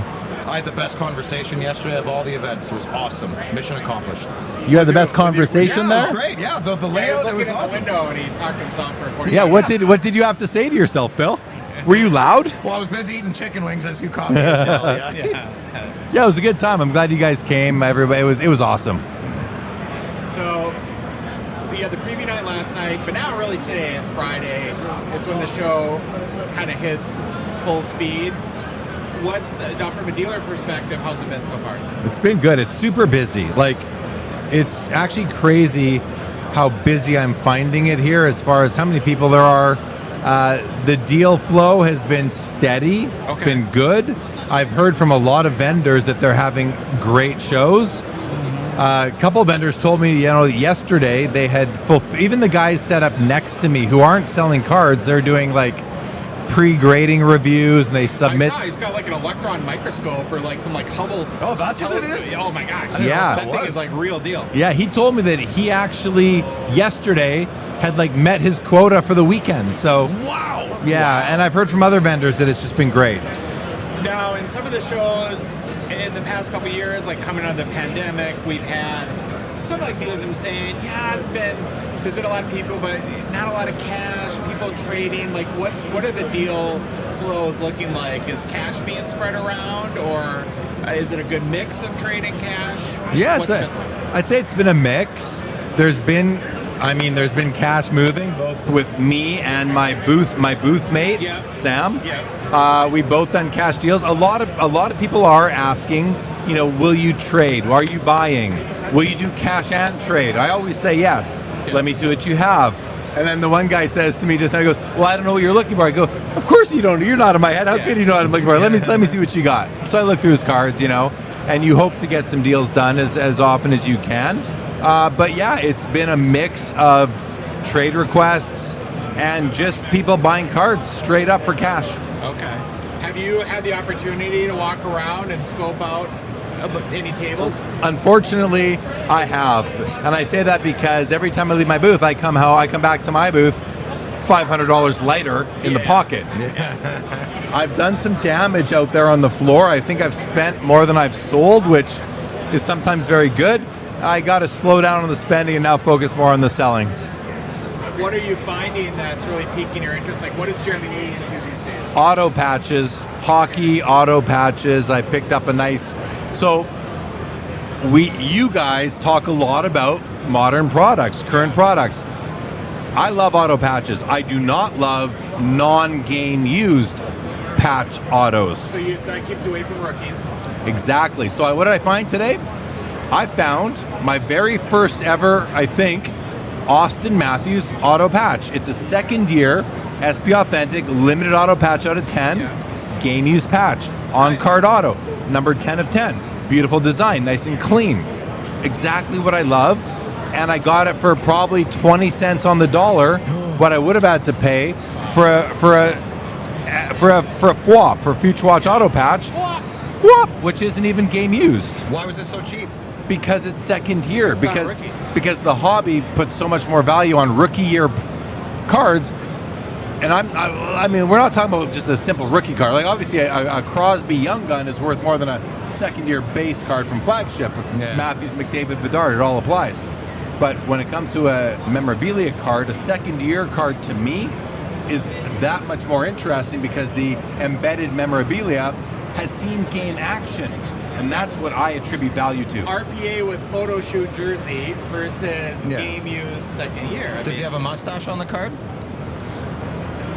We got to go look at it, bro. I don't remember. You can. It's a rhetorical question, Jeremy. It doesn't Does mean he? that. Does he? I don't know. Actually, I'm not sure. I never knew you were an Oscar Matthews guy. I'm not. What's going on? I'm actually not, but I mean, I respect Matthews. I like him. My biggest fear is that if and when he moves away from the Toronto Maple Leafs, that his cards go whoop, they crash. So don't buy too many. I only have one. Okay, I'm good with the one. One's good. I'm good with One's the good. one. Okay, so me knowing you well, right? I know that obviously you're a Gretzky guy. You're probably I think you're the world's foremost Gretzky rookie expert. I honestly believe that you are the number one guy in the world for that. High praise. I don't think it's close. And I know Timu is a guy, Howard Chuck, going back. But is there a guy recently, like in the last year or two, that just for whatever reason you just decided you wanted to collect? Are you talking about a rookie, like a recent? No. Yes, Any player. yes. It just happened literally this year. It just happened to me. So you know how when you sometimes get turned on to a player, it's because you have a personal connection or something happens to say, that's my guy. Yeah. So that just happened to me, and I've now picked up 3 of his cards, 2 of them here, 1 via an Instagram purchase, which hasn't even landed yet.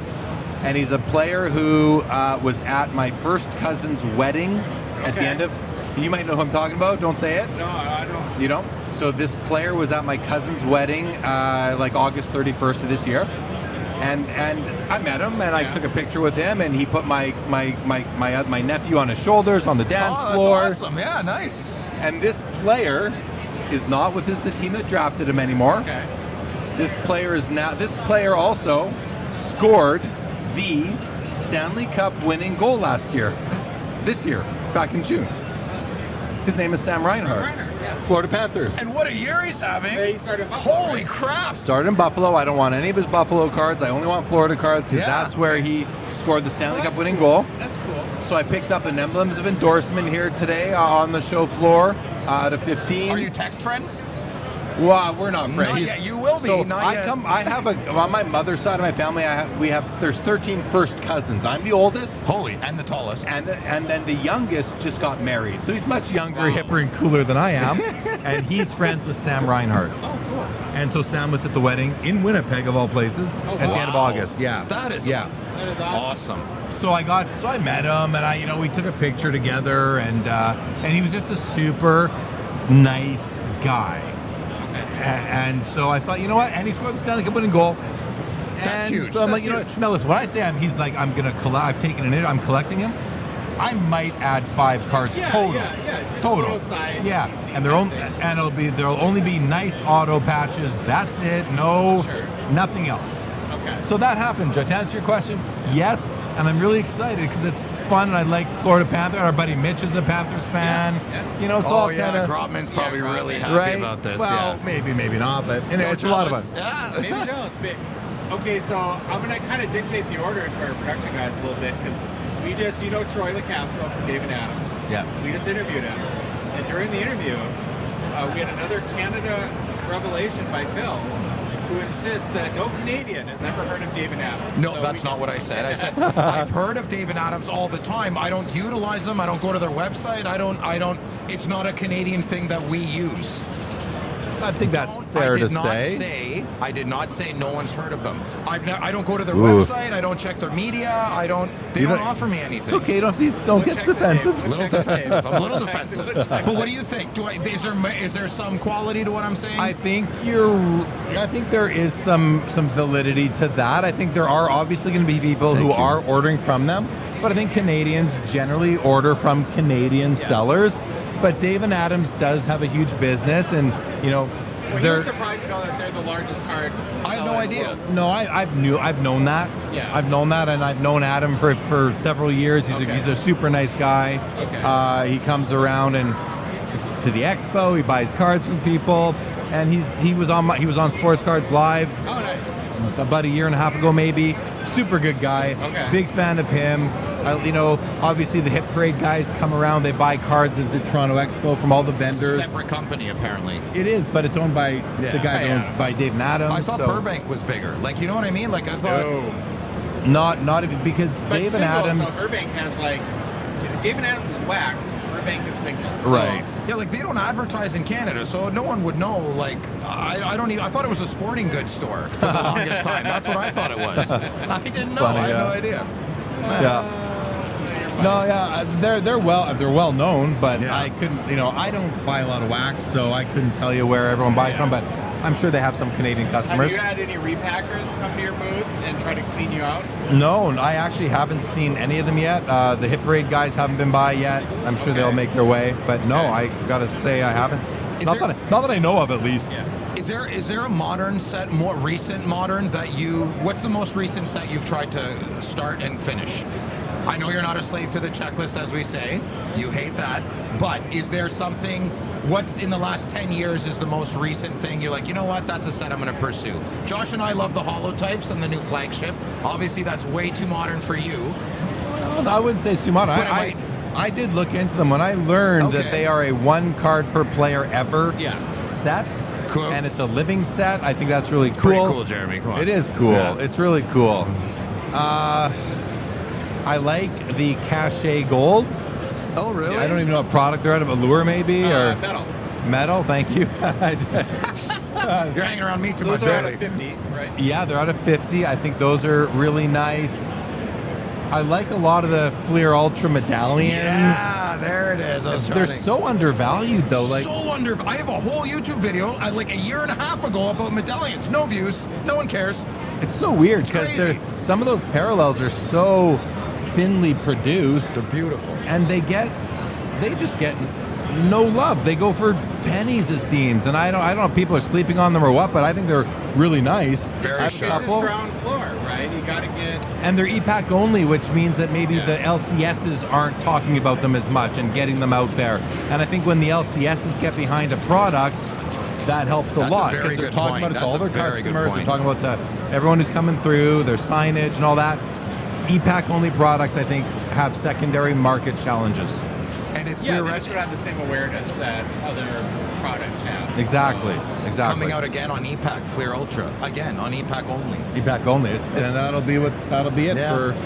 So, but listen, here we are complaining about it, but we should be jumping on it as an opportunity. Oh, I'm an EPAC guy, Jeremy. But I mean, like to collect some of these, lesser known, lesser appreciated I get what you're inserts. saying, yeah. Like, would I like it more if I'd have to spend $1,000 on a card that I get for $200 now? No, so we should stop talking. That's a funny thing that we all do in this hobby is we complain that cards we love don't have more value, but then when the cards we love have value, we complain they're too expensive. Exactly. Yeah. Right, so it's like we can never be satisfied That's right. in this hobby. It's a double-edged sword. Which way do we want it?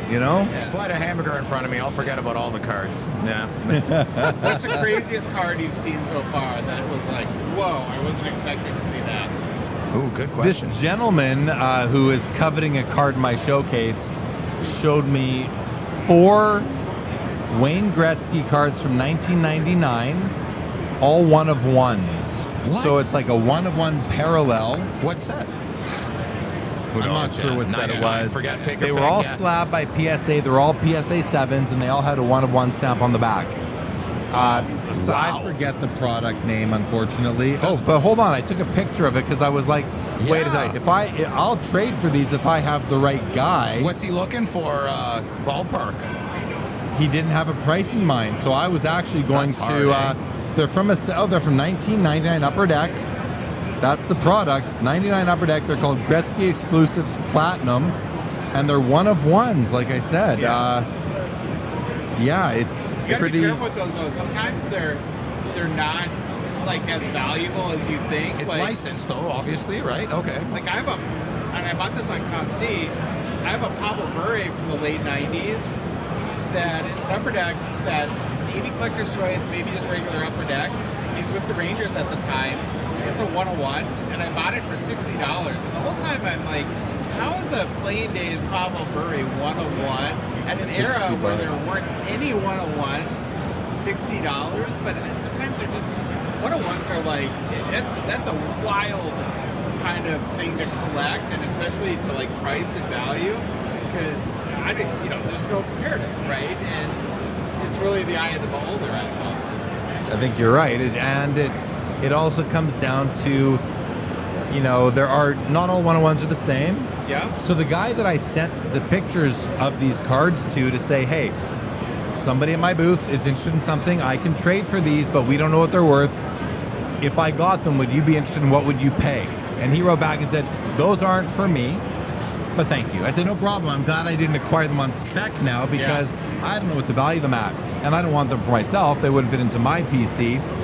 But this guy has been buying up. The guy I'm talking about, I call him the biggest influencer on Instagram. And he doesn't have a YouTube. He's just an Instagram content creator.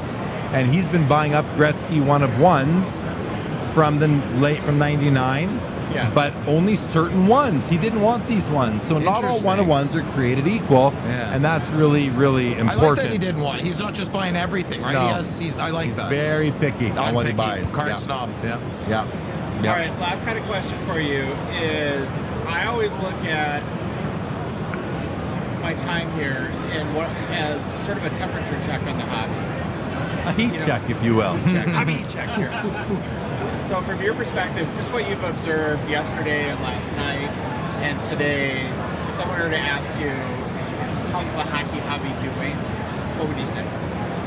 I mean, listen, if I'm going to base it on my experience at the show yesterday and today, I'd say it's doing great. There are more people. It feels like there's been more people here than I've seen at a Thursday, Friday Expo almost ever.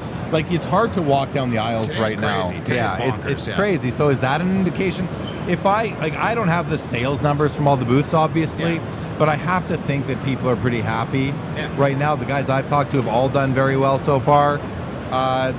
So many people. Now, I've also heard that there's a ton of basketball here this time. And one guy said to me, everywhere I look, everything's basketball. Like, well, that's interesting. Yeah. That's good to hear that it's not just hockey, right? Yeah. So that'll attract more and more people, internationally especially. But we got people here from all over the world. It's been coming by saying hello. It's been really cool. I think hockey hobby's doing just fine, but I don't know 100%, but that's my perspective. Feels pretty healthy to me. Yeah. All right, Jeremy, we'll let you get back to the booth. Happy hunting. Thanks, guys. Thanks, soon, man. Thank you, Gongshow. Thank you. We're back from the Fall Toronto Expo, live at the Slab Sharks recording studio with the man who made this possible, Karn Rai, one of the founders of Slab Sharks. Hey, Karn, how's it going? Good. How are you guys doing?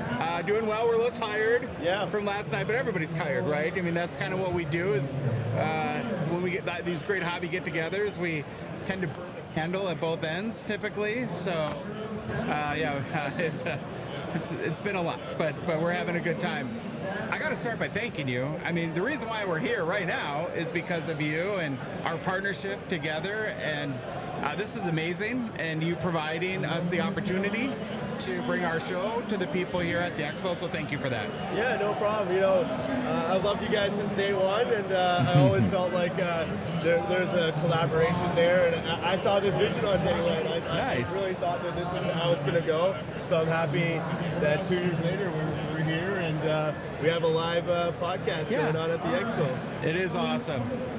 So you guys, it's like your presence is getting bigger almost every expo as your business is growing. It's been amazing. I mean, we obviously follow your auctions very closely and working together. But I remember when you had 500, 600, 700 cards in a week, and now, just in a very short amount of time, we've seen, what feels, it's been like 3,000, almost 4,000 cards, something. So why do you think Slab Sharks has grown? I have my own opinions that I'll share, but I want to hear from you so much and so quickly. Yeah, I think it's a matter of what we've always said, and that's our commitment to continuously reinvesting back into the infrastructure. It's really easy to make money and profit a little bit off of a company and take that money elsewhere, whether it be to your own lifestyle or just other things. But what we've done and what we stay committed to is continuously bringing more infrastructure to Slab Sharks. And Slab Sharks Studio with Hockey Cards Gongshow is a part of that, right? And on top of that, it's providing a customer service, caring about our buyers and consigners, and we still have a lot of work to do. And there's always going to be pains as you grow as a company. Sure. And we've grown really fast. And I think we're at a point where we're at a complete full operational capacity at where we are at right now with the number of employees we have, our office space. So we're happy that we're going to grow in size by, I think, 3x in 2025. Wow. With our office space as well. Wow. So we're starting from the ground up again and building our space out for where we're heading, which is I think we could get to 5,000, 6,000 items a week. And that's what we're envisioning for, and that's what we're kind of building for, and that's what we're doing. You'll get there. One thing that stands out to me a lot about your business, and I think is a contributor to your success, is you guys really care about the details. And if anyone's business-minded or entrepreneurial, the details really matter. Bill, you own your own business too, and so when you buy a card on Slab Sharks eBay auction, it comes timely. The packaging is really nice. You know the card's protected. It makes you feel good about the purchase. When you're selling a card on Slab Sharks, you guys invested a lot of money into an app and a portal that gives you more functionality than you would have and more control and more insight into how your auctions are going than you would get in eBay. So it seems like you guys really do care about those details, and you've brought in your collector's perspective. I can tell that you look at it as, okay, if I'm selling a card on eBay, what are the tools I would want to have? Yeah. How would I want to receive a card that, a card that maybe is my Grail card or a PC card? If it came to me in mail, how would I want that packaging to look? And so maybe speak to some of the details that you guys have worked on or are working on in the future. Yeah, I think exactly that. We've paid close attention to the customer journey and how it feels to be a consignor of ours. And we've actually built a lot of things on the back end that we haven't launched yet.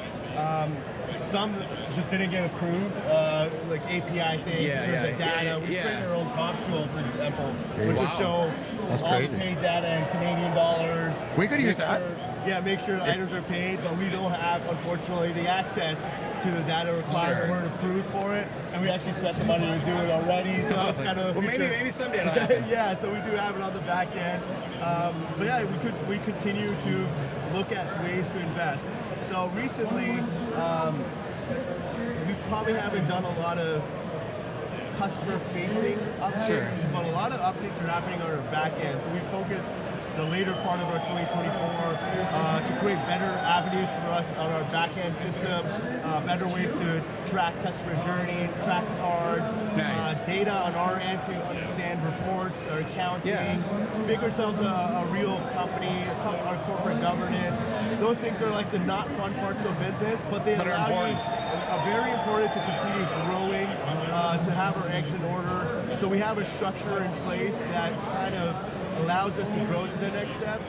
And we've had growing pains, like getting 3,500 items and having to I don't know how you do it. those. Yeah, that's insane. And we get those in like a 2-3 day span as well. So a lot of times people want the Amazon service, which is they pay on Thursday, and we get messages on Friday. Hey, have you shipped their card yet? And we want to eventually get there. Right? Sure. And right now, we don't have employees that work on the weekends, and a lot of that has to do because we need knowledgeable employees that are knowledge based on the card market to be our shippers, which is usually a labor, unskilled kind of job is what you would call it. But for us, a company where we're dealing with millions of dollars worth of cards, it actually is a skilled job to just ship. Well, you send somebody it's $50,000 card to the wrong person, you have a big problem. Parallels matter. Yes. So we're creating that infrastructure on the back end, which we've invested a lot of time and energy into, where we can now identify and understand the customer's journey from package being opened to anywhere in our space, and anyone that we hire can come in and go ship that card out. That is what's going to take our next step to being faster at shipping. Right now, once we hit that 3,500 items per week, we do have shipping pains now in the sense that there are delays in how many cards we can ship per week. So those things are the things that we're working on in the back end now to make sure we can bring more employees in to make everything faster and better. What does that sorting room look like at your place of business? Is it just a massive square and everyone running around putting 3,000 cards? How do you do that? Yeah, pretty much. So we do have a very efficient process to where we were at up to this point. Okay. But as we grow, there has to be, you always have to almost reinvent the wheel and figure out where your process is and what's the best way to create an infrastructure that makes sense for where you're heading, which is 4,000 or 5,000 items. You know it's coming. Like it's not like we hope we get. You know it's coming, right? It's trending. It has to do with space, right? How much office space do you have? So we are so excited to get a bigger space. So we can now have everything in place that you need it to go. The way you want it, the way you envisioned it. Exactly. So I really do believe 2025 is our kind of year to get faster, better on the client-facing things. And then also add a lot of more features to our portal as well. What we have been working on is our affiliate portal, and as you guys know, I've been saying it for like 8 months. It takes a long time. We're almost there. Might be 9, maybe 10. Yeah, and we're almost there. And it took me 2 years to come up with a sweatshirt to sell, so don't worry about that. But when you care about the details, I know. You know, and you don't want to put anything out that doesn't represent what your brand and what you're trying to accomplish in the best light. Sometimes, unfortunately, it gets frustrating, but it takes time. Exactly, and I think the number one message I can say to our customers as well is, be patient with us. We are trying our best, and we're going to continue trying our best. And sometimes when you're selling 125,000 cards in a year, and you say it as a number, it's like, 125,000. Yeah. Think about 125,000. Think about it, though. And that's... they're getting shipped out, and there's that's how many Shane Pinto Young Guns Phil has. Exactly. Anyways. And think about the sheer number of cards that is, and it really is a large amount, and it's almost inconceivable. Like people are like, okay, Karn, we get it. It's a lot of cards. No, but lay it out on the ground. It will. And my point is, out of those 125,000, right? You might have 50 cards that maybe a consignor sent to us and we didn't see a dent on it, or we didn't properly write the condition on it, or maybe we shipped it out and eBay Authenticity Guarantee rejects it.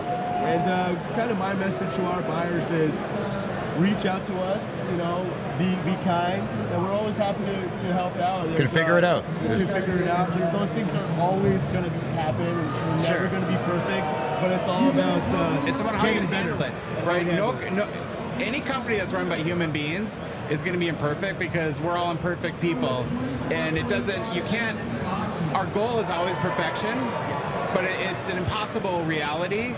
But I measure a good company by how they respond to issues. Not react. Right. A lot of people react. Responding is better. Yeah, just in the spirit of it, and I believe that you guys do that, and we wouldn't partner with you if you didn't. And we really believe in what you're doing, and it's been awesome to see it grow. One of the things that I've always thought, or I've thought for a while now in your shoes, is I kind of wonder if, so you guys have kind of made Thursday night your thing, and almost like an athlete, do you get the butterflies on Thursdays every week? And you're just, cause that's your big night, yeah. It's your big day, Karn. It's a big night. Honestly, I am so like intertwined into each process of our company. So I'm going out there shipping out as well, or dropping off packages to Canada Post, and help with my great founders and our team as well. And Thursday night, my wife knows, like, I'm going to be. It's on not my date phone. night, eh? It's not date night. We have date night, and I'm checking things, right? I'm typically a guy that monitors our bids, make sure that our cards I can catch as many zero feedback bidders that seem like clear shill bidding or whatever. Typically, it's people that own their own cards, like the cards we have, or they're trying to protect their own card that they envision buying. It's not shill bidding if it's my own card. That's my favorite one. It's not shill bidding if it's my own card and I pay for it. Love it. Too. And look, even consigners that we've got shill bidding on their own cards, I've had get mad at us about blocking them from consigning cards in the future. So it is. We have a lot of stakeholders where it's almost we have to tiptoe and balance a lot. And they're big stakes. Like I'm from Ottawa, and there was an issue a while ago. There's big decimal points in some of these. So everyone's just keep calm, respond, don't react. Exactly. Let the company and you figure it out together. You know what I mean? Yeah, exactly. I've personally watched you solve a few issues. Things happen. Yeah. It's how you respond. I solve issues every day, and some people are harder to solve a situation. More challenging, would you say? But we try our best, and in terms of the Thursday night auctions. If you notice something where you feel it's suspicious, no reason to make a post about it on your story. Oh, some doozies, this year? Email it to us. And I'll screenshot and send you. They're not on Facebook a lot, Karn. I see, I'm like, oh, come on, man. And I can just send them email, and I literally will send you a screenshot of the eBay user IDs. And I typically just say, Karn's very hands-on. Hey, so, go message the people and see what they're doing, right? Yeah. And that being said, people say, why don't you block zero feedback bidders then? Number one, think about it as a business from eBay. Their whole point is to grow their platform. And to grow their platform, they need new users. And they're consistently always growing their platform. So they're always going to be zero feedback bidders that are legit. And someone's got to start somewhere, People start somewhere. Not everyone. I think some people that have been in the hobby a long time like us, we were almost convinced that everyone's been in the hobby since the start or whatever it is. Has social media account, check their Instagram. Or even, there's people that have come to this expo for the first time and are just starting the hobby today, right? And that's a very good point, man. That's a good point. And they might be bidding on stuff in our auctions for the first time this week. So we have a lot of zero feedback. Where I can identify that is, as you know, we do on our social media, we do record sale posts. And occasionally we'll do a card will sell where maybe the hobby community at large thinks there's no way that somebody paid that much money for a card. And the comments go, that's a fake sale. How dare you, Josh? There's How no dare way you? that's legitimate. And maybe some of that's true, but what most people don't know is 9 out of 10 times I get a message from the buyer that says, I actually bought this card. I've been wanting it for 3 years. And I don't care. I didn't care that it was an overpriced. I wanted it for my PC. And I love that guy. And I'm not gonna, a lot of times they don't want that broadcast, so I just let it lie. But I think to a large degree, and I've always wondered this about shill bidding too, is that people are just so quick to go shill bid, and I look at it, and we only get part of the data. And so anytime, it's like there's so much like interpretation that people get so convinced on. It's an easy thing to say, right? It's an easy thing to say, and also it's lazy. There's it's lazy. A lot of stakeholders as well. Maybe you had a chance to buy that card for $200 and it's asked for $400. You're upset about it, and you're convinced that it didn't sell for $400. Well, we have the data. 96% of our cards get paid for, right? 96? Wow. Yeah. That's got to be better than the standard, I feel, eBay. Yeah, I would say Well, then you guys work at it, though. Like, you actually contact. We try. We do a lot of due diligence on higher-end stuff. Anytime there's a lower feedback, less than like 25, we message them, and if they don't reply back, we delete their bids. And sometimes we delete the bids, and that guy gets angry at us. Can't make everybody happy, eh? Yeah. So I'm getting a lot of wrinkles from this business, I think. Yeah, I think, man. But that being said, a 4% go unpaid. And that seems like a small number. And sometimes I see, I've even seen it on Reddit, for example, unpaid items on Slab Sharks. This card is being relisted twice now, or something like that. You gotta remember, 4% of 3,500 is like 100 plus cards that are relisted. And I'm sure everyone personally hurts you too. Yeah, of course, because I do want everything to get paid for, and I just know how hard we try to make everything as good as possible. So when you have like unsubstantiated claims, when I'm so into the business, it's deflating, eh? Yeah, it is a little deflating, but at the same time, I understand. So I always have to try to like take a breath, a reasonable approach. Yeah. We've talked about this before too, to try to like roll over any concerns. But it's never gonna be perfect. There's gonna be 100 to 100, on average, 100 to 125 cards per week that get relisted. And now maybe it might be one consigner that has 20 of them. Yeah. That's right. Sometimes like what we see often is there is a person that doesn't pay for his items, and he buys like 25. And maybe he's buying the same type of player. And that consigner has those type of cards. That would be me. So one consigner gets affected more than others. So there's going to be a huge group of people that are going to say, I've never had unpaid items from Slab Sharks. But then there's going to be another specific person that's going to say, I sent in 50 items last week and 30 went unpaid for. It's just a luck of the draw, but the general situation is 4% of items. I have a question for you on this, because if you were running eBay, and you're not, we get that, but do you think that after a certain unpaid that there should be like a penalty for buyers? Because the part of the unpaid thing that really bothers me is, let's say I have a McDavid Young Guns PSA 10, his card I own, and I want to move it, and I time it perfectly for the weekend right before the season starts, and I get that, or the playoffs is a better example, right before the playoffs, and I get a great closing price, and the guy doesn't pay, I can't get, as a seller, that timing back. Yeah. Right, sure, I can relist it the next week, but a huge part of my strategy and a huge part of my selling opportunity is now gone, and maybe the card had sold for $3,000 or whatever, $3,500, and there's, I'm talking US, and there's $5 less the underbidder would have paid for that card.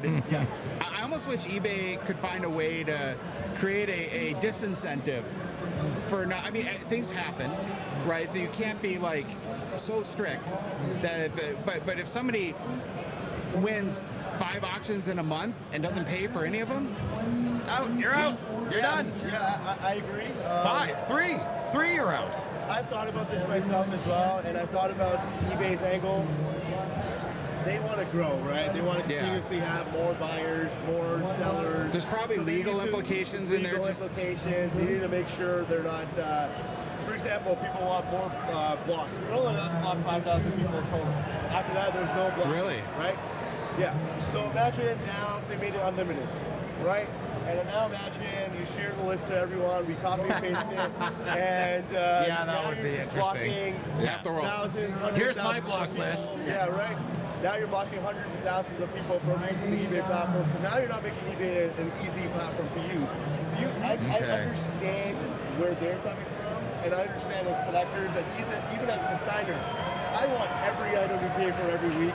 Yeah, of I course. want every consigner to get paid out every Yeah, in a week. perfect world, of course. So for me, and people say it's in the interest of a consignment company to shill bid, for example. I've seen that before, like, the company, all their cards get shilled, or they're shilling their own cards.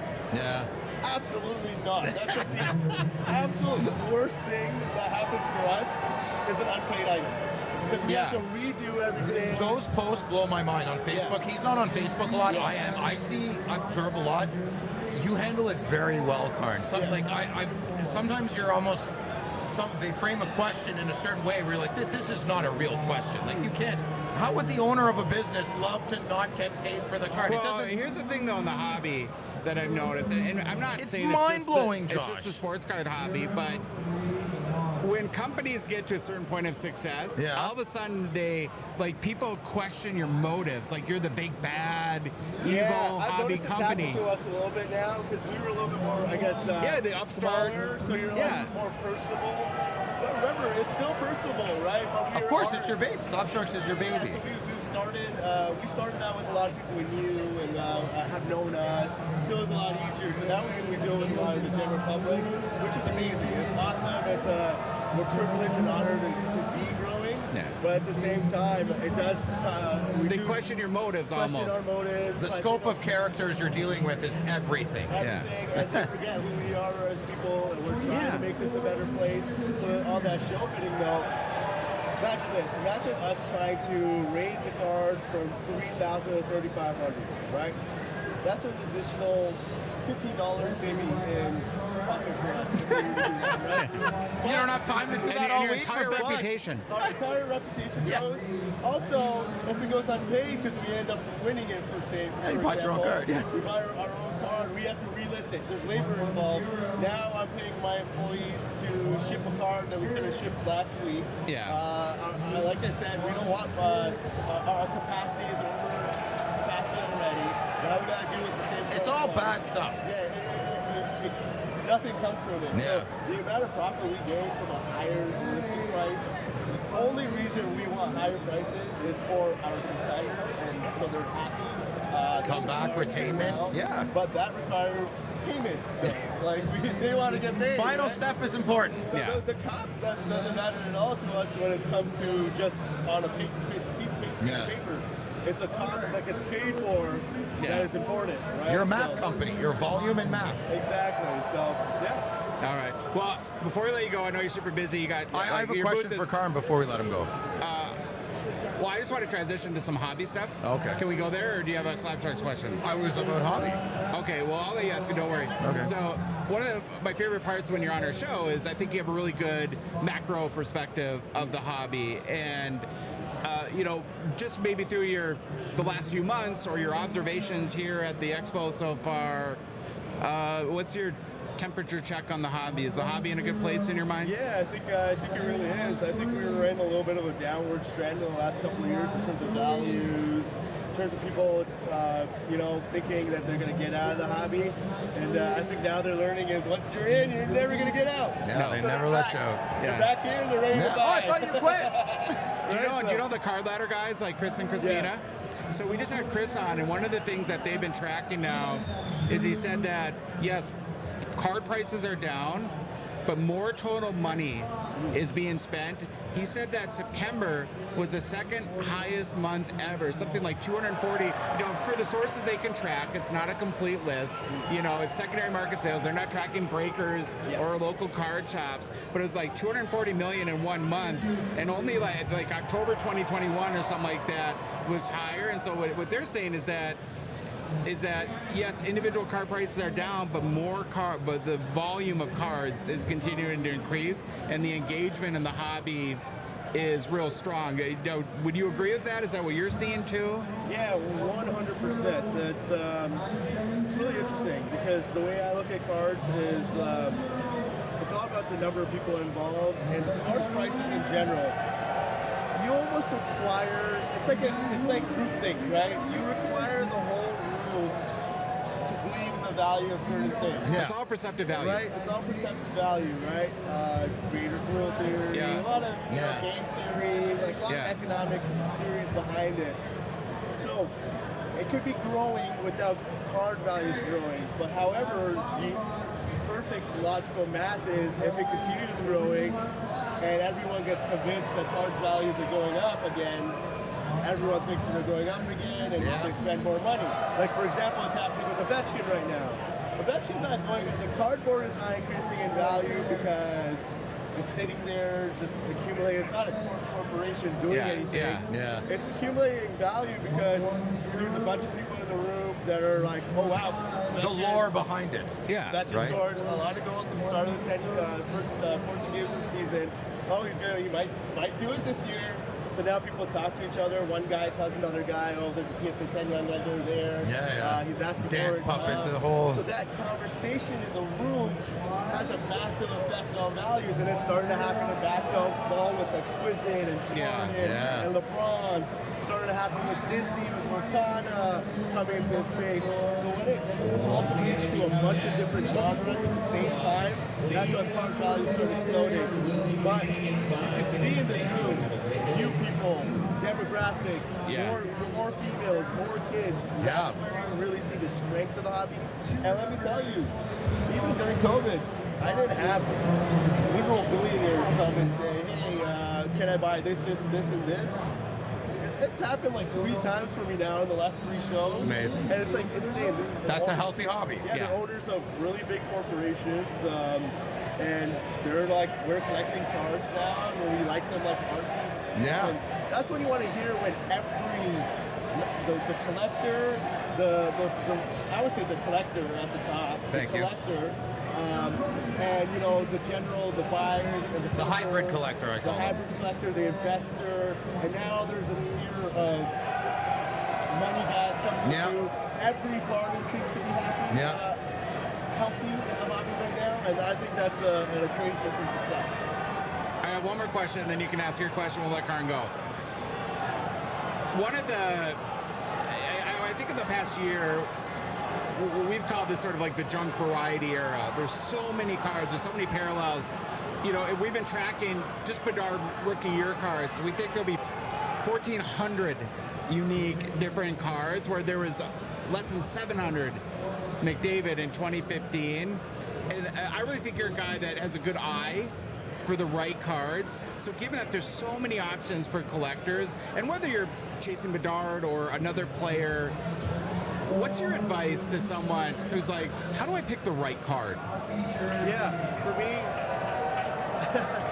I think that not financial advice or investment advice.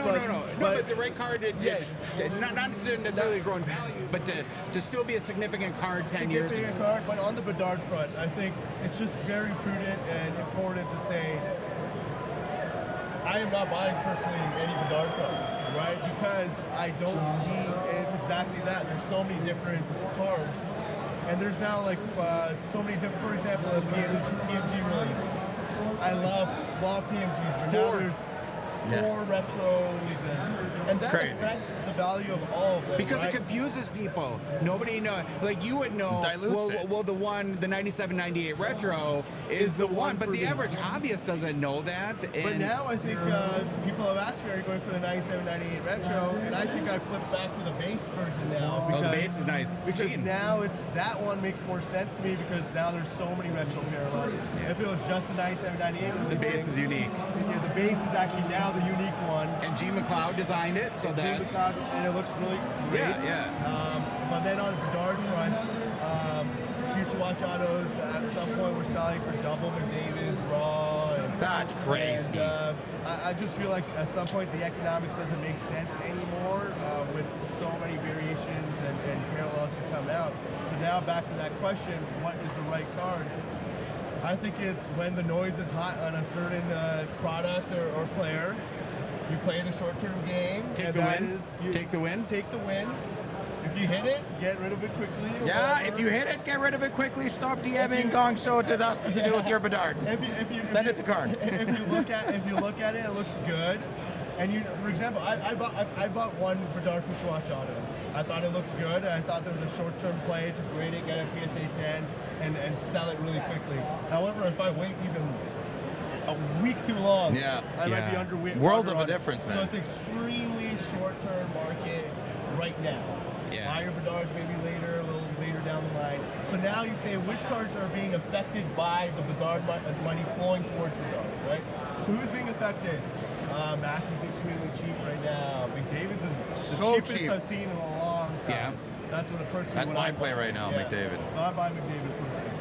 And then you go into those guys and you find the right cards for those guys. What are iconic sets, but also rare enough that they don't move often, but also don't you don't want cards that never move either, because people get scared to try to figure out how to buy them, how to price them out. Like Minnesota Wild and Ottawa Senator cards. Stop. They don't move that well, I'm sure. But you don't want to go too niche, too rare. Yeah. You go iconic but rare, right? So that's kind of where I'm headed right now. And if you like Ovechkin right now, maybe look, Crosby's not going as he's not seeing his value increase. Ovechkin is, and we've seen it. The gap always kind of closes between those two. One legs behind the other. But Crosby's having a great year as well. But Ovechkin's growing a lot faster, so maybe Crosby's a little lag. So you look at him a little bit. So that's where I play. You think Ovi will do it? He's looking good, man. I say no, he won't. I think he's going to be very, very, very close this year, but he's going to do it next year probably. That's Okay. All right, Bill, what's your question for Karn? Yes, so I don't think a lot of people know this about you, but you're a big hockey fan and you collect cards yourself. I remember a couple years ago you were telling me a story where you owned a certain amount of AM34 high glosses. Yeah. Was it all of them? It was like 7 to 9. 7 to 9 high glosses. I definitely had 9 Black Label Young Guns, that's for sure. So I think I had about 7 of the high glosses. I had like 4 or 5 Nylanders, 4 or 5 Marners. Wow. I had both Marner speckled High foils. glosses. High glosses. I had both Marner speckled Young Guns foils. The first Matthews Young Guns foil, rainbow foil, which required 25 Young Guns back in the day. that's achievement, eh? Yeah, it was crazy to do it at that time. I was actually paying like. Are you an double. EPAC guy? Yeah, I was like, I was on EPAC the first day it came out. Oh, look at this! That's awesome. I got an EPAC buddy. Do you still do EPAC now? Yeah, I still buy. I don't here and there. That's crazy. I'll do, Like scratch an itch or something late Yeah, at night or something? I do breaks sometimes when I want. I'm like, okay, I got to scratch that Yeah, I itch. do a lot of like EPAC Facebook buying and Okay. events. Yeah. Like the last one I did the Karn Bedard debut rookie set to get the Bedard rookie auto. The rated rookie? The debut. Oh, okay, rookie. I saw it, yeah. Autograph achievement, did that. So I do a lot of that. And yeah, I'm a huge collector still. So, what's on your list these days?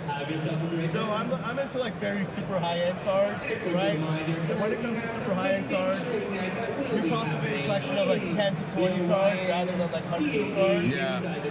And in the last 2-3 years, I actually focused on basketball. So I was collecting all the LeBron James rookie autos. Well, you have the big LeBron over there, Yeah, right? so now that I'm kind of going back into hockey now because I'm starting to see. Welcome back. We'll take you back. We'll take I'm you seeing back. a lot of value back into hockey. I was Okay. actually a little bit bearish in the last couple of years on Really? the values. But now that Bedard's kind of being a nice smokescreen for me on good big stuff, I'm back to buying big hockey cards. What's the last card you bought? Hockey. For your probably- PC. For your yeah, PC. probably the.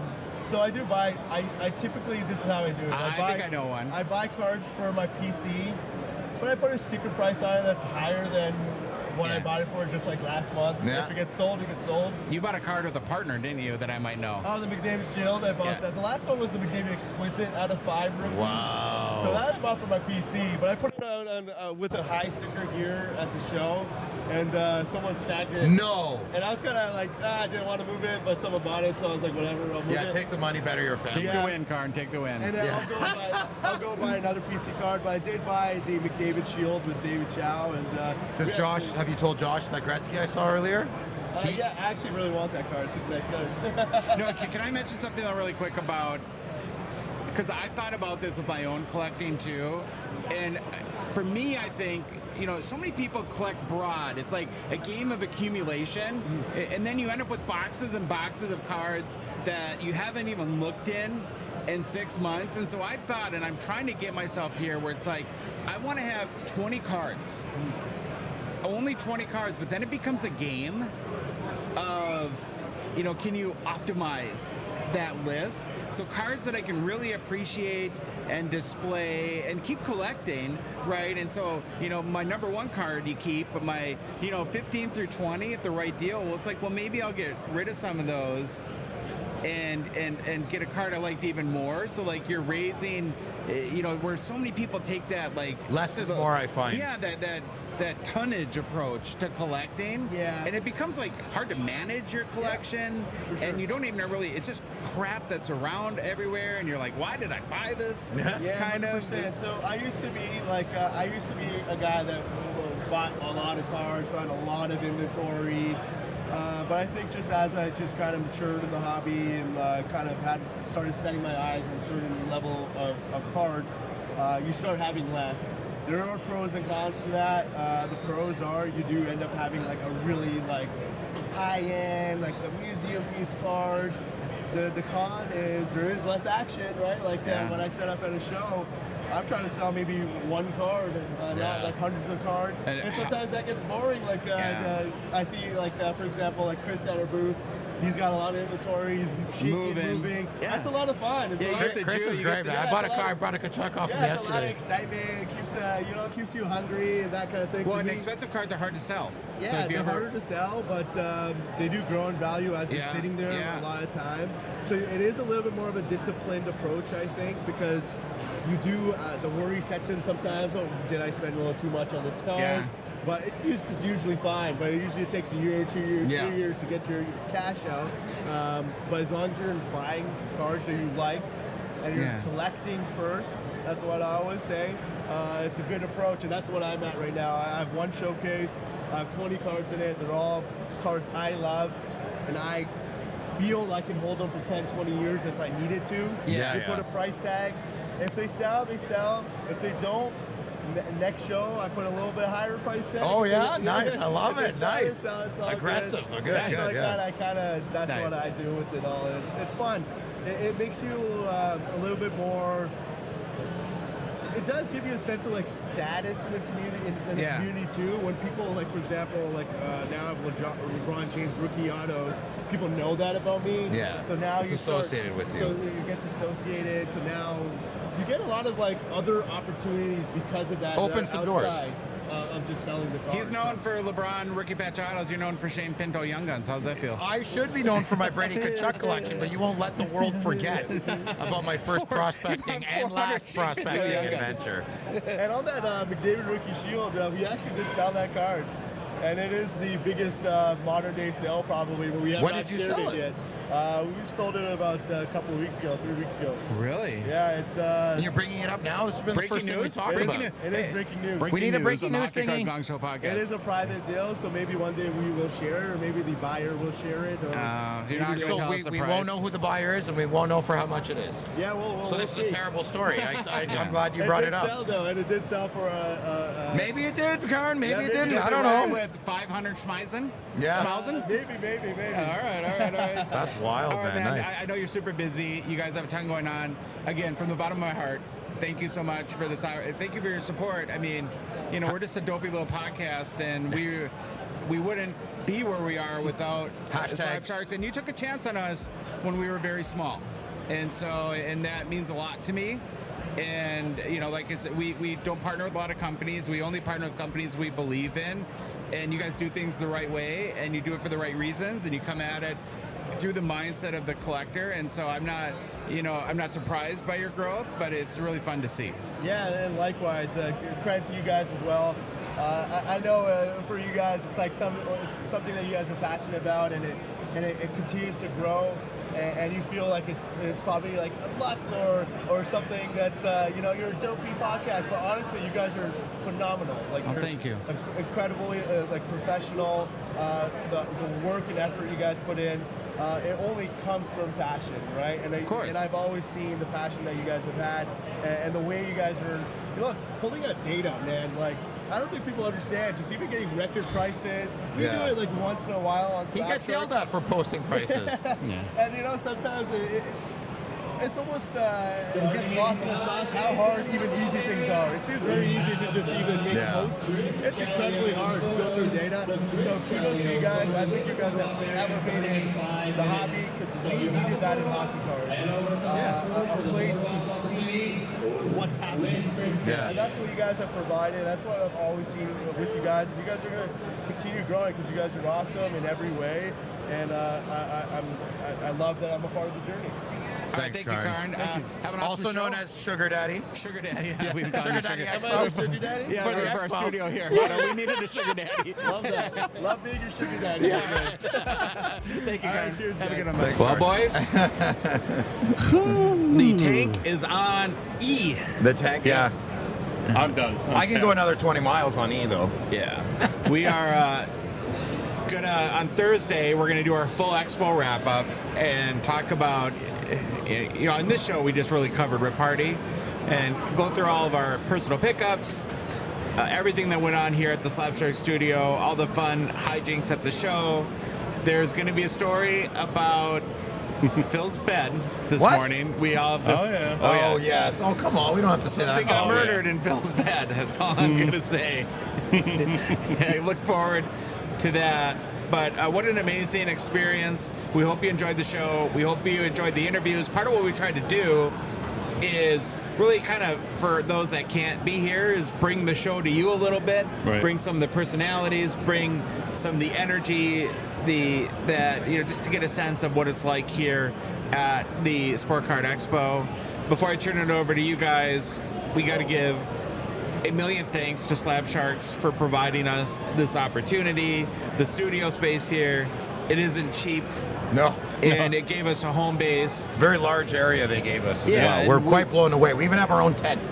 Right. And it's actually a lot of fun to produce content and to do our show from here. So I don't know. What do you have? Are you depleted like I am? I'm enamored and depleted. I can't believe this is the best expo I've ever been. I say that every expo. That's It is good. Sunday. We're closed within the hour, and the place is Right. packed. The Yeah. place is packed. I even made a joke this morning saying every Sunday everyone starts packing up by 1 or 2. So there's not much that's going to happen. We have not stopped talking. Dealers have not stopped selling. No. Kids haven't. Sylvain's been at the counter. He said Right. almost an hour ago, I'm Yeah, done he's done. selling. He wanted I'm- to be done. Yeah, he wanted to be done. But I don't know if you noticed, he's still there. Of course. He's at his counter. He can't. The people want what the people want. So is it cliche? Yes, the hobby is alive. It's not is. cliche when it's accurate, and it Right. is. I've had some great pickups. The cards are the stars, but I hope what Josh said, that Louis been producing, Josh has been leading the charge, I've been colorful, and I hope we could bring to you the vibe of the expo. If you can't make it, try to make it, and if you can't, I think we'll try and do this again next time, right? Hopefully. Yeah. Hopefully, see what happens. That's the plan. What do you think, Louis, overall? Overall, like always, amazing. Blown away. The amount of people, the amount of cards. All hockey, because Josh and I aren't used to seeing that at card shows back home very often. The people. You said people twice, but that's okay. Beautifulized? You said people twice, I think, but that's Oh, okay. Well, that means I appreciate them that much more. There you go. I don't know. I can't wait to do it again, and I hope we get to do this live. Well, not live, but that'd be a train wreck.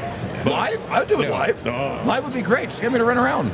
Potato internet from the expo? No Yeah. way. No way deal with that. Yeah, yeah. Oh, I should mention, I'm sure people watching are curious, I did not find a stepmom for Hasselhoff. You Tried. I did try. There was a couple of applications. I respectfully declined. We're still good friends. But yeah, we'll try to get it in 6 months to There's see a what couple happens. that you were enamored with, but I don't think they were feeling the same vibe for No. you. Well, I should have at least said something. At least, you don't score Yeah. if you don't shoot, right? So. How do you approach that? Do you say, Well, how do you approach that when Josh gives you an itinerary? Be here at this time, pal. Stop. Yeah, again, we're going to go through And the you show. he couldn't even follow that. I did. I followed it really well, I think. No Come on, I did pretty good. phrase was said more this weekend in this space than Where's Where's Phil? Phil? Oh, A please. 1,000 I'm people. around. Yeah. Mayor of the Expo. No, that's not Johnny. From us, from people coming to want to see Oh. your goofy face. Well, just listen for me. Listen for me and follow the voice. All right, everybody. Again, hope you enjoyed the show. We're going to be back on Thursday. We'll be back in Minnesota. Phil will be back in Ottawa. We're going to do our Expo recap episode, and then regular Gong Show episodes again start back up next Monday. Hope you enjoyed this. What about We're personal? gonna have personal pickups. Yeah, to what about show. personal pickups? Louis, first of all, Louis, on Thursday? I know, that's going to be the whole show is personal pickups. Louis got more cards than everybody and spent about $3. Yeah. That's not true.